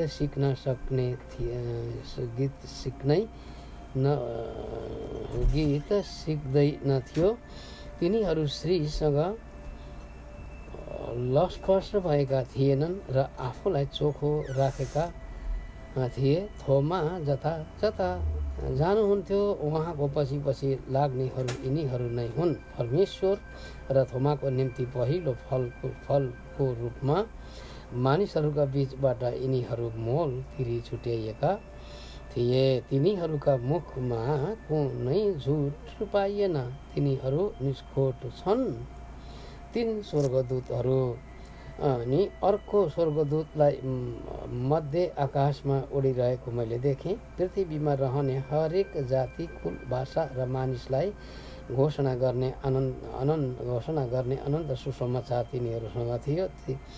तिनले चर्को स्वरमा भने, परमेश्वरसँग डराओ र उहाँलाई महिमा देऊ, किनकि उहाँका इन्साफको घडी आएको छ। स्वर्ग, पृथ्वी, समुद्र र पानीका मूलहरू बनाउनु हुनेलाई दण्डवत गर। अनि एउटा अर्को स्वर्गदूत अर्थात् दोस्रो चाहिँ यसो भन्दै पछि लागे, पतन भयो। जाति जातिलाई आफ्नो व्याभिचारका क्रोधको मद पिउन लाउने महान बेबिलोनको पतन भयो। त्यसपछि तेस्रो स्वर्गदूत अर्को चर्को स्वरले यसो भन्दै तिनीहरूका पछि आए, यदि कुनै मानिसले त्यो पशु र त्यसको मूर्तिलाई पुज्यो र निधार वा हातमा त्यसको छाप लियो भने त्यसले पनि उहाँको क्रोधको कचौरामा केही नमिसाई तयार गरिएको परमेश्वरका क्रोधको कडा मद पिउनेछ। र पवित्र स्वर्गदूतहरू र थोमाको सामुन्ने आगो र गन्धकमा त्यसलाई यातना दिइनेछ। तिनीहरूका यातनाको धुवाँ सदा सर्वदा मासतिर गइरहनेछ। तिनीहरू यी नै हुन् जसले त्यो पशु र त्यसको मूर्तिलाई पूजा गर्छन् र त्यसका नाउँको छाप लिन्छन्। तिनीहरूले दिन रात कहिल्यै पनि आराम पाउने छैनन्। परमेश्वरका आज्ञाहरू पालन गर्ने र येशूमाथि विश्वास राख्ने सन्तहरूको धैर्य धारण यसैमा छ। अनि स्वर्गबाट आएको यस्तो आवाज मैले सुने, यो लेख अब उपरान्त प्रभुमा मर्नेहरू धन्यका हुन्। आत्मा भन्नुहुन्छ, यो तिनीहरूले आफ्नो परिश्रमबाट आराम पाउनेछन्, किनकि तिनीहरूका काम तिनीहरूका पछि लाग्ने छन्। पृथ्वीको कटनी। अनि मैले हेरेँ र एउटा सेतो बादल र त्यसमाथि बस्नु भएको मानिसको पुत्र जस्तो एकजनालाई देखेँ। जसको शिरमा सुनको मुकुट थियो र हातमा एउटा धारिलो हँसिया थियो। अर्को एउटा स्वर्गदूत मन्दिरबाट बाहिर आए र बादलमाथि बस्नुहुनेलाई चर्को स्वरले भने, तपाईको हँसिया लिनुहोस् र कटनी गर्नुहोस्, किनकि कटनीको समय आएको छ, किनभने पृथ्वीको बाली पुरै पाकिसकेको छ। यसरी बादलमाथि बस्नुहुनेले आफ्नो हँसिया पृथ्वीमाथि चलाउनु भयो अनि पृथ्वीको कटनी भयो। अनि स्वर्गमा भएको मन्दिरबाट एउटा अर्को स्वर्गदूत बाहिर आए। तिनीहरूसँग पनि एउटा धारिलो हँसिया थियो। तब वेदीबाट अर्को स्वर्गदूत आए जसको आगोमाथि शक्ति थियो। धारिलो हँसिया लिनेलाई चर्को स्वरले तिनले भने, तिम्रो धारिलो हँसिया चलाऊ र पृथ्वीका अङ्गुरका झुप्पाहरू जम्मा गर, किनकि पृथ्वीका अङ्गुर पुरै पाकिसकेका छन्। ती स्वर्गदूतले आफ्नो हँसिया पृथ्वीमा चलाए र पृथ्वीका अङ्गुरको फसल जम्मा गरे र त्यसलाई परमेश्वरका क्रोधको ठुलो दागकुण्डमा फालिदिए। सहर बाहिरको दागकुण्डमाथि अङ्गुर कुल्चिए।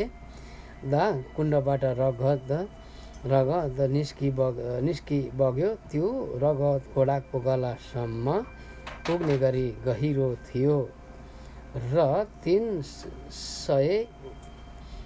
300 किलोमिटरसम्म फैलिएको थियो।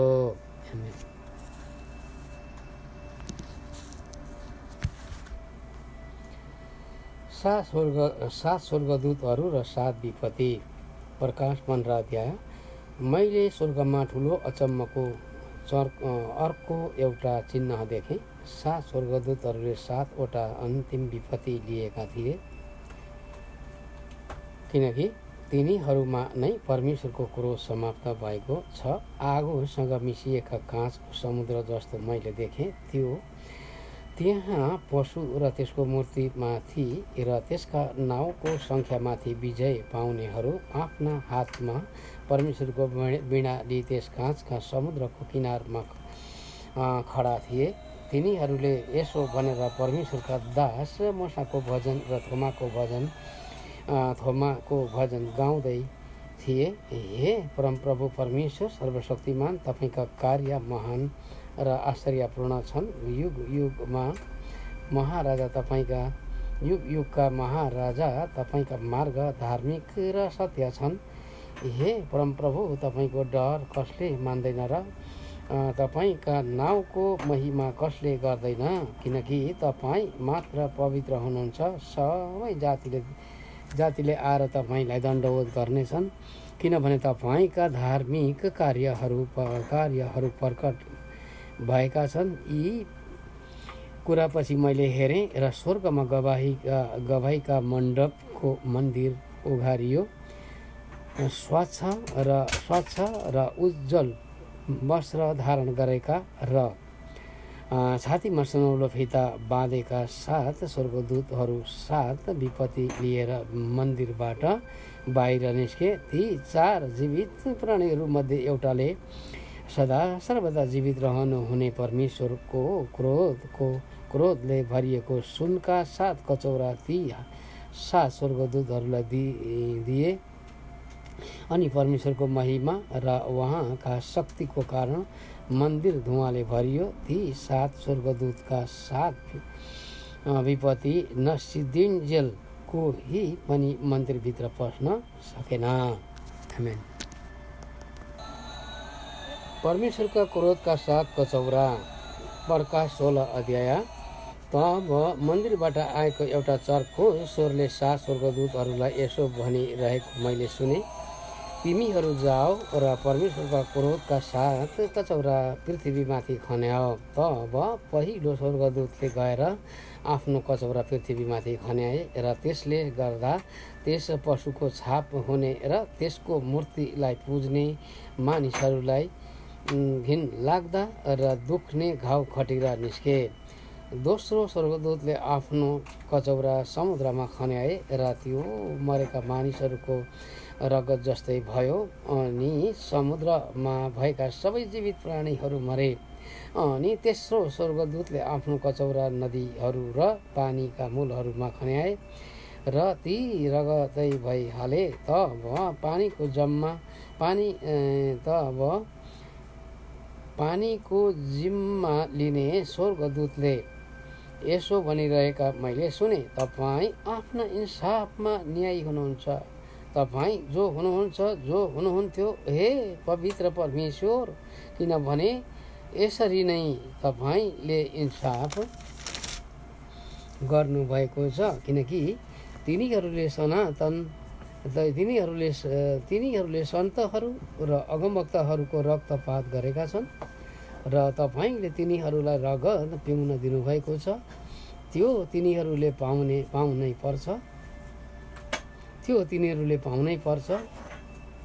पर्ने हो। तब वेदीले यसो भनिरहेको मैले सुने, हो परमप्रभु परमेश्वर सर्वशक्तिमान, तपाईँका इन्साफ, सत्य र न्यायसँग छन्। त्यसपछि चौथो स्वर्गदूतले आफ्नो कचौरा सूर्यमाथि खन्याए र मानिसहरूलाई अग्निले डढाउने अनुमति सूर्यलाई दियो।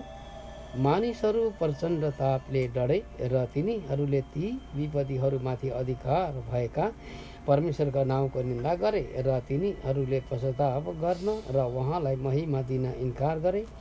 अनि पाँचौं स्वर्गदूतले आफ्नो कचौरा त्यस पशुको सिंहासनमा खन्याए र त्यसको राज्यमा अन्धकार छायो र वेदनामा मानिसहरू आफ्नो जिब्रो टोके। तिनीहरूका वेदना र घाउ खटिराले गर्दा तिनीहरूले स्वर्गका परमेश्वरलाई सरापे, तर आफूले गरेका कुकर्मबाट पश्चाताप गर्न तिनीहरूले इन्कार गरे। तब छैटौं स्वर्गदूतले आफ्नो कचौरा महानदी युफ्रेटिसमा खन्याए र नदीको पानी सुकिहाल्यो र पृथ्वीबाट आउने राजाहरूका निम्ति मार्ग तयार भयो। तब मैले अजिङ्गरको मुखबाट, त्यस पशुको मुखबाट र झुटो अगमवक्ताको मुखबाट भ्यागुताहरू जस्ता तीनवटा घृणित आत्माहरू निस्किरहेका देखेँ।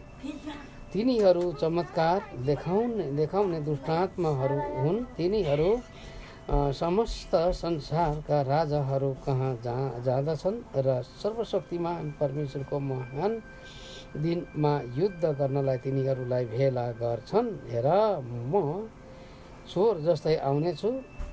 त्यो धन्य हो जो जागा रहन्छ र आफ्नो वस्त्रको रक्षा गर्छ, नत्र त त्यो नाङ्गै हिँड्नेछ र त्यसको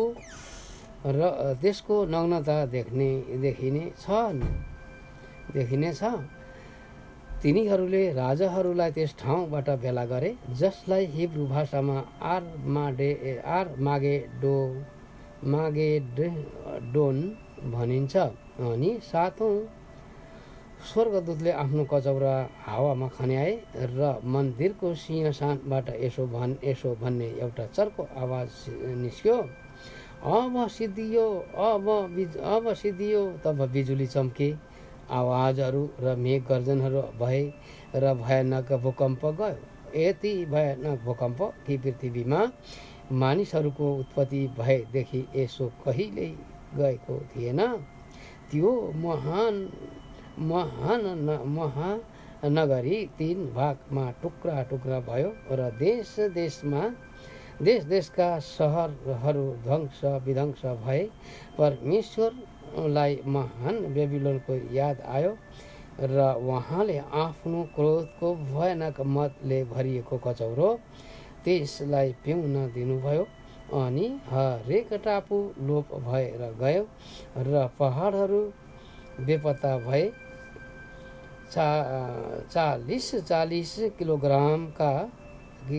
किलोग्रामका असिना मानिसहरूमाथि ओइरिन लागे र मानिसहरूले असिनाका विपत्तिको कारण परमेश्वरलाई सराप्न लागे, किनकि यो विपत्ति अति भयानक थियो। आमेन। स्त्री र पशु प्रकाश 17 अध्याय। ती 7 कचौरा लिने 7 स्वर्गदूतहरूमध्ये एकजनाले म कहाँ आएर मलाई भने, यता आऊ, म तिमीलाई धेरै पानीहरूमा बसेकी त्यस महावेश्यालाई दिएको इन्साफ देखाउनेछु।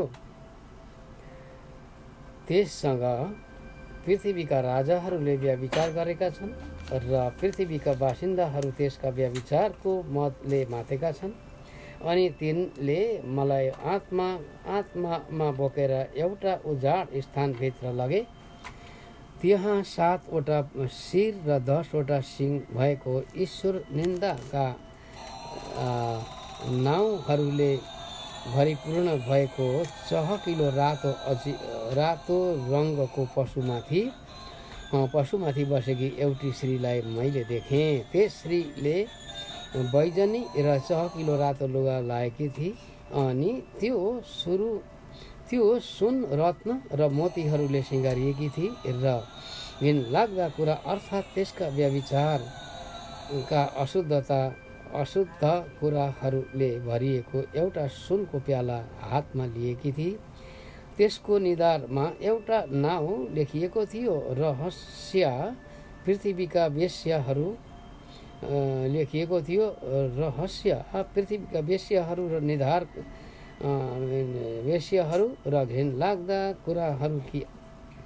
कुराहरूकी आमा महान बेबिलोन। अनि मैले त्यस स्त्रीलाई सन्तहरूको रगत र येशूका शहीदहरूको रगत पिएर मातेकी देखेँ। त्यसलाई देखेर म साह्रै अचम्भित भएँ। तब ती स्वर्गदूतले मलाई भने, तिमी किन अचम्म मान्दछौ? त्यो स्त्री र त्यसलाई बोक्ने 7 शिर र 10 सिङ भएको पशुको रहस्य म तिमीलाई बताउनेछु। तिमीले देखेको त्यो पशु एक समय थियो, तर अब छैन, र सर्वशक्ति र सर्वनाशमा जान अतल कुण्डबाट त्यो माथि उक्लन लागेको छ। अनि पृथ्वीका बासिन्दाहरू जसका नाउँ संसारको उत्पत्तिदेखि जीवनको पुस्तकमा लेखिएका छैनन्, तिनीहरू त्यस पशुलाई देखेर अचम्म मान्नेछन्, किनकि त्यो एक समय थियो, तर अब छैन र पछि आउने छ। बुद्धिमत्ता यसैमा छ। ती 7 शिर र 7 पर्वतहरू हुन्। 7 शिर र 7 पर्वतहरू हुन् जसमाथि त्यो श्री बसेकी छे। तिनीहरू 7 राजाहरू पनि हुन्। 5 जनाको पतन भइसकेको छ, एउटा चाहिँ छँदैछ र अर्को अझै आएको छैन। त्यो आएपछि केही समयको लागि मात्र रहनुपर्छ। त्यो पशु जो एक समय थियो तर अब छैन, त्यो चाहिँ 8औं हो। 7 मध्येको त्यो एक हो, तर त्यसको सर्वनाश हुनेछ।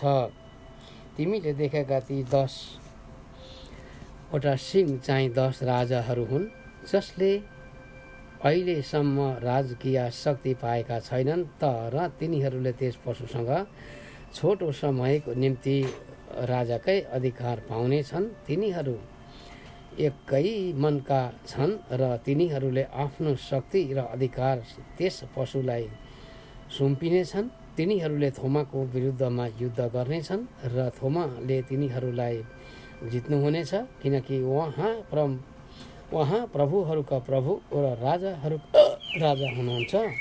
उहाँको साथमा हुनेहरू चाहिँ बोलाइएका, चुनिएका र विश्वासयोग्य हुन्। ती स्वर्गदूतले मलाई भने, तिमीले देखेका ती पानीहरू जहाँ त्यो वेश्या बसेकी छे, ती चाहिँ मानिसहरू, भिडहरू, जातिहरू र भाषाहरू हुन्। अनि तिमीले देखेका ती 10 सिङ र त्यस पशुले त्यस वेश्यालाई घृणा गर्नेछन् र त्यसलाई एक्लो र नाङ्गो पार्नेछन्। त्यसको मासु खानेछन् र त्यसलाई आगोमा भस्म पारिदिनेछन्। किनकि परमेश्वरको वचन पूरा नभइन्जेल एक मनका भई तिनीहरूले आफ्नो राजकीय शक्ति त्यस पशुलाई दिएर उहाँको अभिप्राय पूरा गर्न परमेश्वरले तिनीहरूका हृदयमा यो विचार हालिदिनुभयो। तिमीले देखेको त्यो श्री चाहिँ त्यो महानगरी हो जसले पृथ्वीका राजाहरूमाथि प्रभुत्व गर्छ। बेबिलोनको पतन, प्रकाश 18 अध्याय। यसपछि ठुलो अधिकार भएका अर्का एउटा स्वर्गदूत स्वर्गबाट तल आइरहेका मैले देखेँ। तिनको वैभवले पृथ्वी उज्यालो भयो। तिनले यसो भनेर शक्तिशाली स्वरले कराए, महानगरी बेबिलोनको पतन भयो। यो महानगरी भूतहरूको वासस्थान, हरेक अशुद्ध आत्मा र हरेक अशुद्ध तथा घृणित पक्षीको अखडा भएको छ। किनकि सबै जातिहरूले त्यसको अशुद्ध काम वासनाको मद पिएका छन् र पृथ्वीका राजाहरूले त्यससँग व्यभिचार गरेका छन् र पृथ्वीका व्यभिचारीहरू त्यसको विलासिताको प्रभावले धनी भएका छन्। तब मैले स्वर्गबाट यसो भनिरहेको अर्को आवाज सुने, हे मेरा मानिस हो, त्यसबाट निस्केर आऊ, नत्र त त्यसका पापहरूसँग तिमीहरू पनि सहभागी हुनेछौ र त्यसका विपत्तिहरू तिमीहरू भोग्नेछौ। किनकि त्यसका पापहरू स्वर्गसम्मै थुप्रो लागेका छन् र परमेश्वरले त्यसका अधर्महरू सम्झनु भएको छ। त्यसले जे गरेकी थिए त्यही त्यसलाई देऊ, त्यसले गरेका कामको दोबर त्यसलाई फर्काइदेऊ। त्यसले प्यालामा जे भरेकी थिए त्यसको दोबर खडा हुने गरी त्यसलाई देऊ। त्यसले जति गौरव र सुखविलास गरेकी थिए त्यति नै त्यसलाई यातना र शोक देऊ। किनकि त्यसले मनमा भन्दछे, महारानी भएर म बसेकी छु, म विधुवा होइन, मैले कहिले शोक गर्नुपर्ने छैन। यसकारण एकै दिनमा त्यसमाथि विपत्तिहरू आउनेछ। मृत्यु, शोक र अनिकाल आगोले त्यो भस्म पारिनेछ। किनकि त्यसको इन्साफ गर्नुहुने परमप्रभु परमेश्वर शक्तिशाली हुनुहुन्छ। त्यससँग व्यभिचार गर्ने र सुखविलासमा रहने पृथ्वीका राजाहरू त्यो जलेको धुवाँ देखेर त्यसको निम्ति रुनेछन् र विलम्ब गर्नेछन्। त्यसको यातनाको डरले टाढै उभिएर तिनीहरूले यसो भन्नेछन्, हाय हाय त महानगरी त शक्तिशाली बेबिलोन, एकैछिनमा नै तेरो दण्ड तमाथि पर्यो। पृथ्वीका व्यापारीहरू त्यसको निम्ति रुनेछन् र विलम्ब गर्नेछन्। किनभने कसैले पनि तिनीहरूका व्यापारका माल सामान फेरि कहिल्यै किन्दैनन्। अर्थात् सुन, चाँदी, रत्न, मोती र मलमलका कपडाहरू, बैजनी कपडा, रेशम र चहकिलो रातो रङका कपडाहरू र सबै किसिमका सुगन्धित काठ, हरेक किसिमका हस्तिहाडका सामग्री र हरेक बहुमूल्य काठका काँसा, फलाम र सिङ्गमर्मरका पात्रहरू र दालचिनी, मसला, सुगन्धित धूप, मुर्र, सेतो धूप, मद, तेल, मसिनो पिठो, गहुँ, गाई, भैँसी, भेडाहरू, घोडाहरू, रथहरू, कमारीहरू अर्थात् मानिसहरूका आत्मा। तिनीहरूले भन्नेछन्, ए बेबिलोन, तेरो मनले चाहेका फलहरू तँबाट गएका छन्। सबै स्वादिष्ट भोजनहरू र समस्त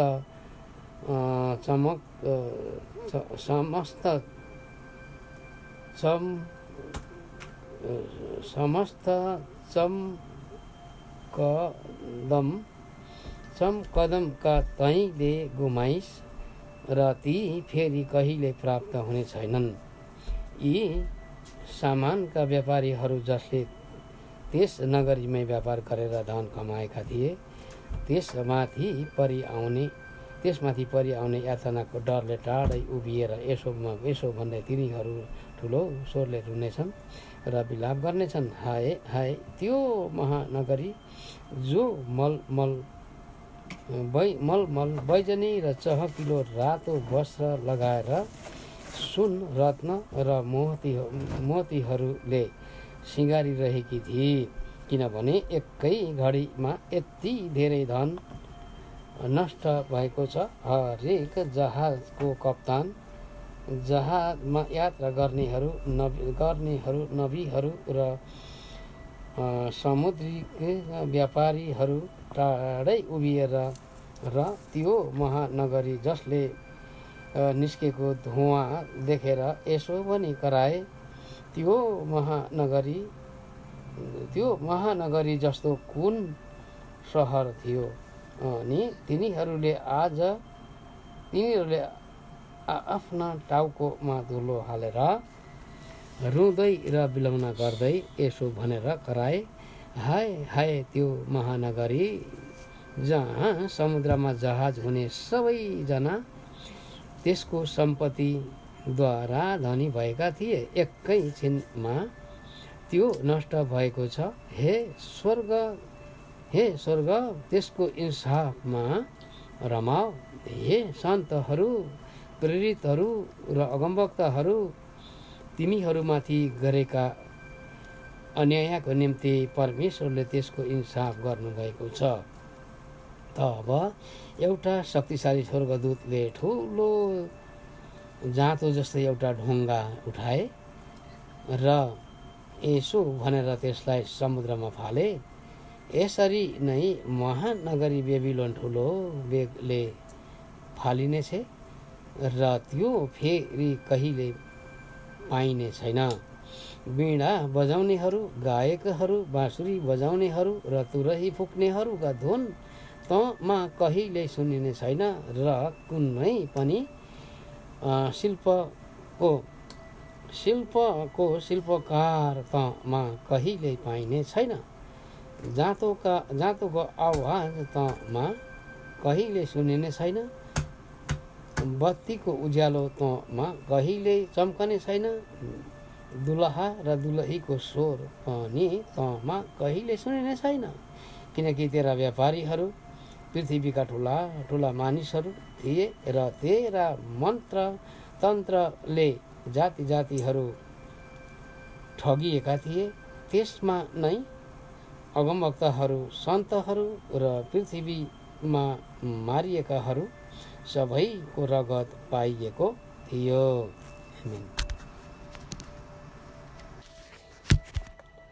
छुटकाराको गीत प्रकाश 19 अध्याय। त्यसपछि मैले स्वर्गबाट एउटा भिडले चर्को स्वरमा यसो भनिरहेको सुने, यसो भनिरहे जस्तो सुने, हालेलुया, मुक्ति, महिमा र शक्ति हाम्रा परमेश्वरका हुन्, किनकि उहाँको इन्साफ, सत्य र न्यायसँग छन्। सारा पृथ्वीलाई आफ्नो व्यभिचारले भ्रष्ट पार्ने त्यस महावेश्यालाई उहाँले दण्ड दिनुभएको छ र उहाँका दासहरूका रगतको बदला लिइसक्नु भएको छ। तिनीहरूले फेरि एकपल्ट उच्च स्वरले भने, हालेलुया, त्यो महानगरी जलेको धुवाँ सदा सर्वदा मासतिर गइरहन्छ। अनि ती 24 धर्मगुरुहरू र ती 4 जीवित प्राणीहरूले घोप्टो परेर सिंहासनमा विराजमान हुनुभएको परमेश्वरलाई यसो भनेर दण्डवत गरे, आमेन, हालेलुया। तब सिंहासनबाट यसो भनिरहेको एउटा आवाज आयो, हाम्रो परमेश्वरको प्रशंसा गर, उहाँको अनि उहाँका सबै दास हो तिमीहरू साना र ठुला जसले उहाँको भय मान्दछौ। त्यसपछि एउटा ठुलो भिडको स्वर जस्तो मैले सुने, उर्लदो पानीहरूको आवाज र धेरै शक्तिशाली मेघ गर्जनको आवाज जस्तो मैले सुने, जसले यसो बनिरहेको थियो, हालेलुया, किनकि परमप्रभु हाम्रा परमेश्वर सर्वशक्तिमानले राज्य गर्नुहुन्छ। हामी रमाउँ र अत्यन्त खुसी हौँ र उहाँलाई महिमा देऊ, किनकि थोमाको विवाहको दिन आएको छ र उहाँकी दुलही स्वयं तयार भएकी छिन्। चहकिलो र स्वच्छ मलमलको वस्त्र पहिरिन तिनलाई दियो। चहकिलो मलमलको वस्त्र सन्तहरूका धार्मिक कार्य हुन्। अनि ती स्वर्गदूतले मलाई भने, यो लेख थोमाका विवाहको भोजमा निमन्त्रणा पाउनेहरू धन्यका हुन्। तिनले फेरि मलाई भने, परमेश्वरका सत्य वचनहरू यिनै हुन्। अनि तिनलाई दण्डवत गर्न म तिनको पाउमा घोप्टो परेँ। तर तिनले मलाई भने, तिमीले मलाई यसो गर्नु हुँदैन। म येशूको गवाही कायम राख्ने तिम्रा भाइहरूको र तिम्रो सङ्गीदास मात्र हुँ। परमेश्वरलाई दण्डवत गर, किनकि येशूको गवाही अगमवाणीको आत्मा हो। सेतो घोडा र त्यसको सवार। मैले स्वर्ग उग्रेको देखेँ र त्यहाँ एउटा सेतो घोडा थियो। त्यसमाथि सवार हुनुहुने विश्वासयोग्य र सत्य कहलाइनुहुन्छ। धार्मिकतामा उहाँले इन्साफ र युद्ध गर्नुहुन्छ। उहाँका आँखा आगोका ज्वाला जस्ता थिए र उहाँका शिरमा धेरै राजमुकुट थिए। उहाँमा एउटा नाउँ अङ्कित थियो जो उहाँलाई बाहेक अरू कसैलाई थाहा थिएन। उहाँले रगतमा चोबलिएको पोषक पहिरनु भएको थियो र उहाँको नाउँ परमेश्वरको वचन थियो। स्वर्गका सेनाहरू सेता र स्वच्छ मलमलका वस्त्र पहिरी सेता घोडाहरूमा चढेर उहाँको पछि लागे।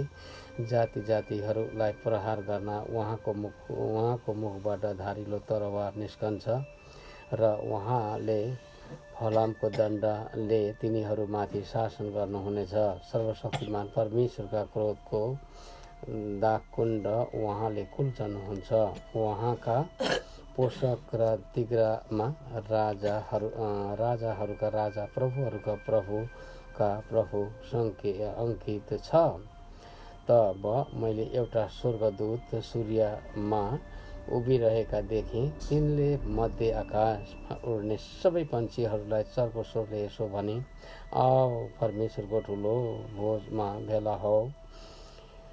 तिमीहरूले राजाहरू र कप्तानहरू, शक्तिशाली मानिसहरू र घोडाहरू र तीमाथि सवार हुनेहरू, फुक्का र कमारीहरू, ठुला र साना सबैको मासु खानेछौ।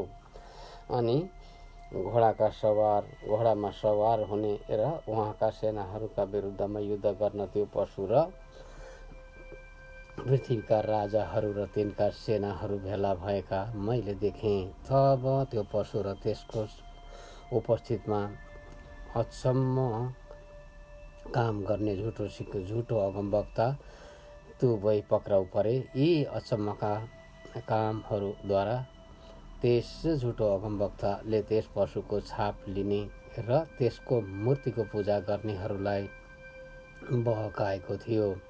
यी दुवै जलिरहेको गन्धकको अग्निकुण्डमा जिउँदै फालिए। बाँकी रहेकाहरू चाहिँ घोडामाथि सवार हुनुहुनेको मुखबाट निस्केको तरवारद्वारा मारिए र सबै पन्छीहरूले तिनका मासु अघाउञ्जेल खाए।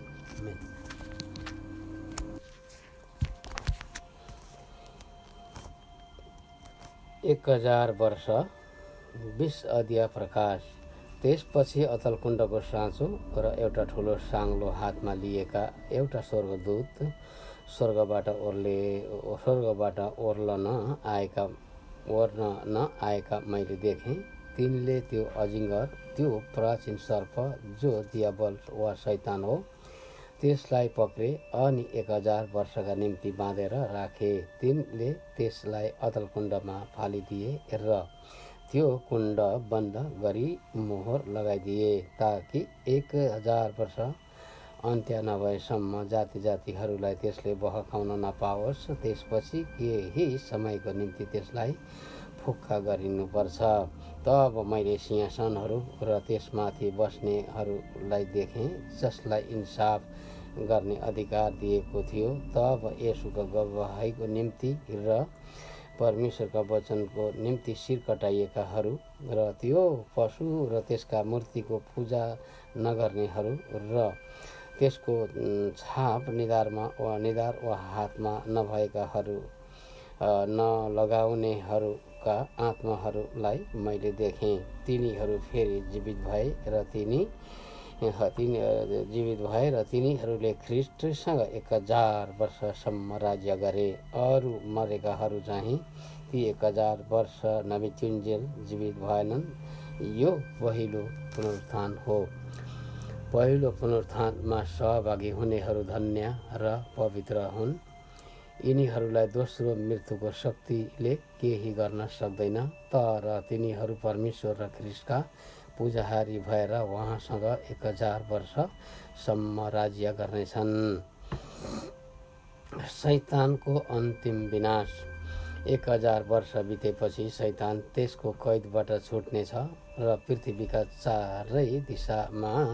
चारै दिशामा भएका देशका मानिसहरूलाई बहकाउन, अर्थात् गोग र मागोगलाई लडाईँको निम्ति भेला गर्न निस्केर आउनेछ। तिनका सङ्ख्या समुद्रका बालुवा जत्तिकै हुनेछ। तिनीहरूले सारा पृथ्वीभरि गए र सन्तहरूका छाउनीको वरिपरि र प्रिय सहरलाई घेरे, तर स्वर्गबाट आगो बर्सेर तिनीहरूलाई भस्म पार्यो।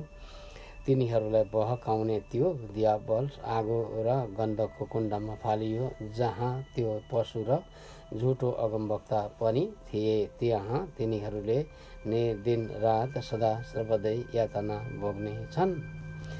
मृतकहरूको इन्साफ।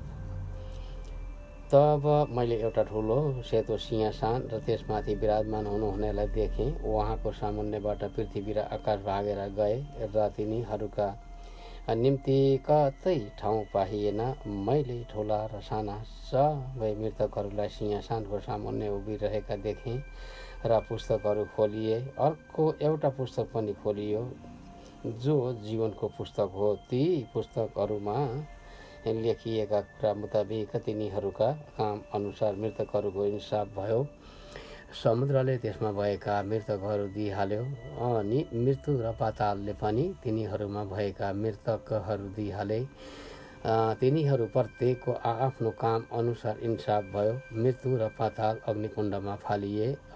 यो अग्निकुण्ड दोस्रो मृत्यु हो, जसको नाउँ जीवनको पुस्तकमा लेखिएको भेटाइएन। त्यो अग्निकुण्डमा फालियो। आमेन।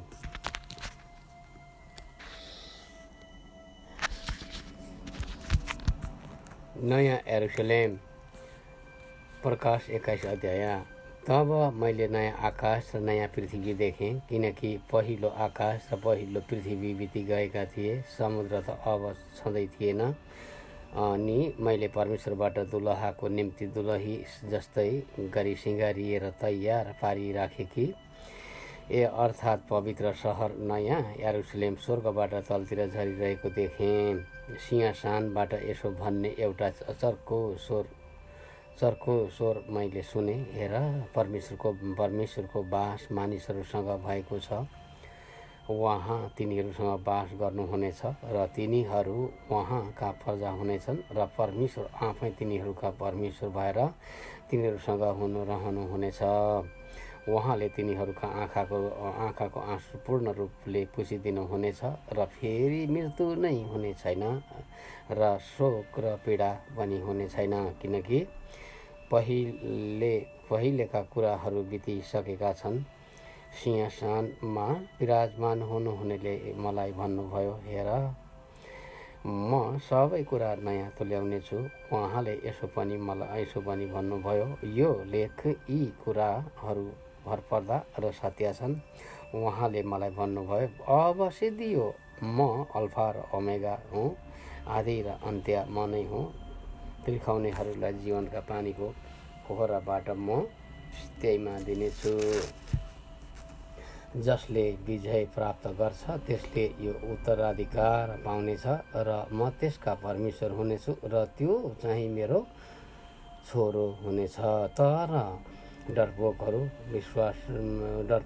अविश्वासीहरू, घिनलाग्दा भएकाहरू, हत्याराहरू, व्यभिचारीहरू, जादुगरहरू, मूर्तिपूजकहरू र झुटा बोल्नेहरू सबैको हिस्सा आगो र गन्धक दन्केदन्कने कुण्डमा हुनेछ।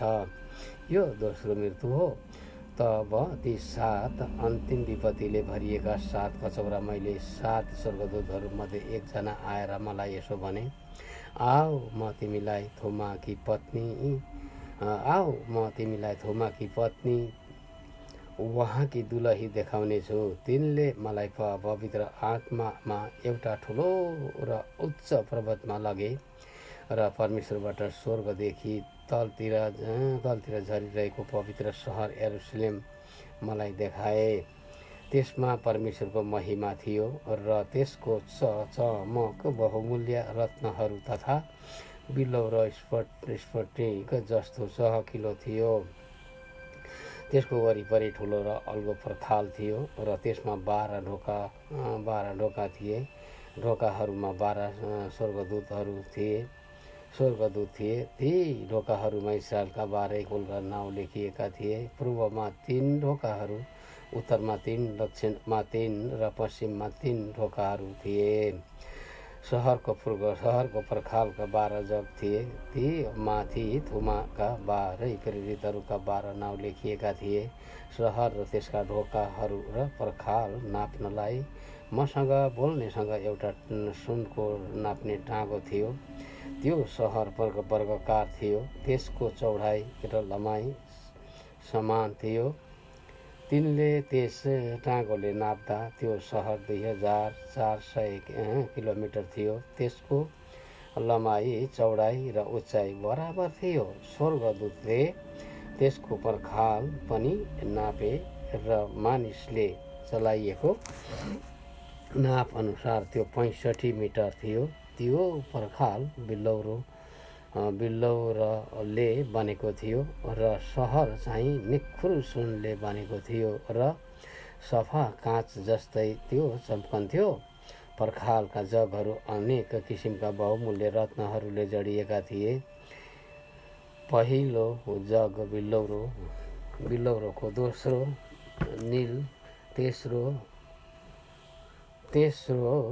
हरित रत्न, चौथो पन्न, पाँचौं अनिक्स, छैटौं लालमणि, सातौं पीतमणि, आठौं बेरुज, नौं पुष्पराज, 10औं लसुने, 11औं नीलमणि र 12औं कटेलाको थियो। ती 12 ढोका चाहिँ 12 मोतीका थिए। प्रत्येक ढोका मोतीको थियो। त्यस सहरको सडक चहकिलो सिसा जस्तै निखुर सुनको थियो। मैले त्यस सहरमा कुनै मन्दिर देखिनँ, किनकि त्यहाँको मन्दिर स्वयं परमेश्वर सर्वशक्तिमान थोमा नै हुनुहुन्छ। त्यो सहर उज्यालो गराउन सूर्य र चन्द्रको खाँचो छैन, किनभने परमेश्वरको महिमा नै त्यसको उज्यालो हो। त्यहाँको बत्ती चाहिँ थोमा आफै हुनुहुन्छ। त्यहाँकै उज्यालोमा जाति जातिहरू हिँडडुल गर्नेछन्। पृथ्वीका राजाहरूले आफ्ना वैभव त्यसमा ल्याउनेछन्। दिनमा त्यसका ढोकाहरू कुनै किसिमले बन्द हुने छैनन् र त्यहाँ रात नै हुने छैन। तिनीहरूले जाति जातिहरूका वैभव र सम्मान त्यसभित्र ल्याउनेछन्। तर थोमाका जीवनको पुस्तकमा नाउँ नलेखिएकाहरू बाहेक नाउँ लेखिएकाहरू बाहेक कुनै अशुद्ध कुरा, घृणित काम गर्ने र झुट बोल्ने कुनै किसिमले पनि त्यसभित्र पस्ने छैन। जीवनको नदी अन्तिम प्रकाश 22 अध्याय। तब तिनले मलाई स्फटिक जस्तै चहकिलो जीवनका पानीको नदी देखाए। त्यो नदी परमेश्वरको र थोमाको सिंहासनबाट निस्की त्यस सहरका सडकको बीचबाट बगिरहेको थियो। त्यस नदीका किनारमा जीवनको वृक्ष थियो, जसले हरेक महिना 12 किसिमका फलहरू दिइरहन्थ्यो। त्यसका पातहरू चाहिँ जाति जातिहरूलाई निको पार्नका निम्ति थिए। अबदेखि उसो त्यहाँ कहिल्यै श्राप हुने छैन। परमेश्वर र थोमाको सिंहासन त्यहाँ हुनेछ र त्यहाँका दासहरूले उहाँको आराधना गर्नेछन्। तिनीहरूले उहाँको मुखभर देख्नेछन् र उहाँको नाउँ तिनीहरूका निधारमा हुनेछ। त्यहाँ फेरि रात हुने छैन। तिनीहरूलाई बत्ती र घामको उज्यालो चाहिने छैन, किनकि परमप्रभु परमेश्वर नै तिनीहरूको उज्यालो हुनुहुनेछ र तिनीहरूले सदा सर्वदा राज्य गर्नेछन्। तिनले मलाई भने, यी वचन भरपर्दा र सत्य छन्। अब चाँडै हुन आउने कुराहरू आफ्ना दासहरूलाई देखाउन परमप्रभु अगमवक्ताहरूका आत्माका परमेश्वरले आफ्ना स्वर्गदूत पठाउनु भयो। येशू चाँडै आउँदै हुनुहुन्छ। हेर, म चाँडै आउँदैछु। यस पुस्तकको अगमवाणीका वचन पालन गर्ने धन्यको हो। यी कुरा सुन्ने र देख्ने म यूहन्ना हुँ। तब जब मैले यी कुरा सुने र देखेँ, तब मलाई यी कुरा देखाउने स्वर्गदूतको पाउमा दण्डवत गर्न म घोप्टो परेँ। तब तिनले मलाई भने, हेर, तिमीले यसो गर्नु हुँदैन। म त तिम्रो र अगमवाणी बोल्ने तिम्रा भाइहरू र यस पुस्तकका वचन पालन गर्नेहरूका सँगी दास मात्र हुँ। परमेश्वरलाई दण्डवत गर। तब तिनले मलाई यसो भने, यस पुस्तकको अगमवाणीका वचनमा मोहर लगाओ, किनकि समय नजिकै छ। दुष्ट काम गर्नेहरू दुष्ट काम गरिरहोस्, अश्लील काम गर्नेहरू अश्लील काम गरिरहोस्, धर्मात्माहरू धार्मिक कार्य गरिरहोस् र पवित्र जन चाहिँ पवित्र नै भइरहोस्। हेर, म चाँडै आउँदैछु। हरेक मानिसलाई उसले गरे अनुसार दिने प्रतिफल मसँग छ। म अल्फा र ओमेगा, पहिलो र पछिल्लो, आदि र अन्त्य हुँ। जीवनका वृक्षको हक पाउन र सहरका ढोकाहरूबाट भित्र पस्न पाऊँ भनी आफ्ना वस्त्र धुनेहरू धन्यका हुन्। बाहिर चाहिँ कुकुरहरू, मन्त्रतन्त्र गर्नेहरू, व्यभिचारीहरू, हत्याराहरू, जादु मूर्ति पूजकहरू र असत्य काम मन पराउनेहरू र त्यसै मुताबिक चल्नेहरू रहन्छन्। म येशूले आफ्ना दूतलाई तिमी कहाँ मण्डलीहरूका निम्ति यो गवाही दिन पठाएको छु। दाउदका मूल र सन्तान अनि बिहानको चहकिलो तारा म नै हुँ। पवित्र आत्मा र दुलही भन्नुहुन्छ, आउनुहोस्।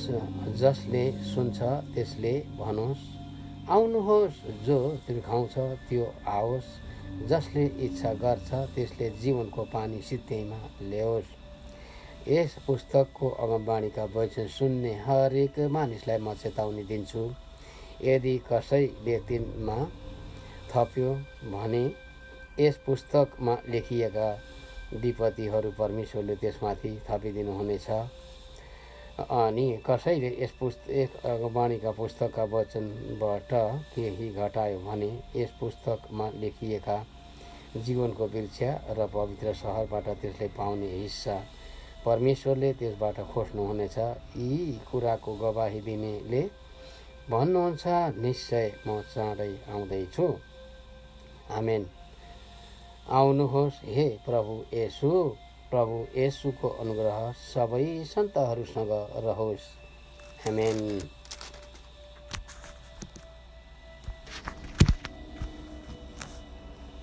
निश्चय म चाँडै आउँदैछु। आमेन। आउनुहोस् हे प्रभु येशू। प्रभु येशूको अनुग्रह सबै सन्तहरूसँग रहोस्। आमेन। पिता, तपाईँ पुत्र येशूको नाउँद्वारा अनि पवित्र आत्माको शक्तिमा यस घडी म तपाईँलाई धन्यवाद चढाउँछु। कारण प्रभु, तपाईँले गर्नुभएको महान कार्य मेरो जीवनमा, परिवार र मण्डलीमा र यति लामो समय तपाईँ प्रभुले मलाई तपाईँको सेवक हुन दिन, त्यो काम चाहिँ हो, तपाईँले मलाई यति लामो अवधिसम्म तपाईँको सेवक हुन दिनुभएको छ, जिम्मेवारी दिनुभएको छ। म नालायक व्यक्तिलाई तपाईँले योग्य ठान्न भएको छ। प्रभु, मलाई संसारको अभिलाषा, आँखाको अभिलाषा, जीवनको सेखीबाट छुटकारा दिनुभएको छ। अनि संसारको त्यो डरलाग्दो भवसागर पापको दलदलाबाट मलाई छुटकारा दिनुभएको छ। ती 33 कोटी 64 लाख देवी देवता पुत्रहरूबाट छुटकारा दिनुभएको छ। धन्यवाद प्रभु, धन्यवाद धन्यवाद धन्यवाद, जसको कारण म जस्तो अयोग्य प्राणीलाई यति छोटो अवधिमा आज यस समय, यस घडीसम्म यो प्रकाश न्याम प्रभु मतीदेखि प्रकाशसम्म अध्ययन गर्न दिनुभयो, अथवा भोइस रेकर्ड गर्नलाई मलाई सबकुशल राख्नुभयो, रोग कष्टबाट बचाउनु भयो, समय तपाईँले मलाई तयारी गरिदिनु भयो, डिस्टर्बहरूबाट मलाई बचाउनु भयो, हरेक कुराबाट स्वतन्त्र गरी मलाई प्रभु भोइस दिनुभयो, मन दिनुभयो, जोस दिनुभयो, जाँगर दिनुभयो, हिम्मत र साहस यो शरीरको श्रवङ्ग सारा इन्द्रियलाई तपाईँले फुर्तिलो राखिदिनु भयो। धन्यवाद प्रभु। यी सबै हो प्रभु यस भोइसबाट भविष्यमा कसै न कसैको लागि एउटा लाभ, कसैले लाभ उठाउन सकोस् भनी प्रार्थना गर्छु प्रभु। मेरो कोसिसलाई तपाईँले सहायता गर्नुहोस्। अनुग्रह पिता, तपाईँको हातमा मेरो आत्मा सम्पन्न छु।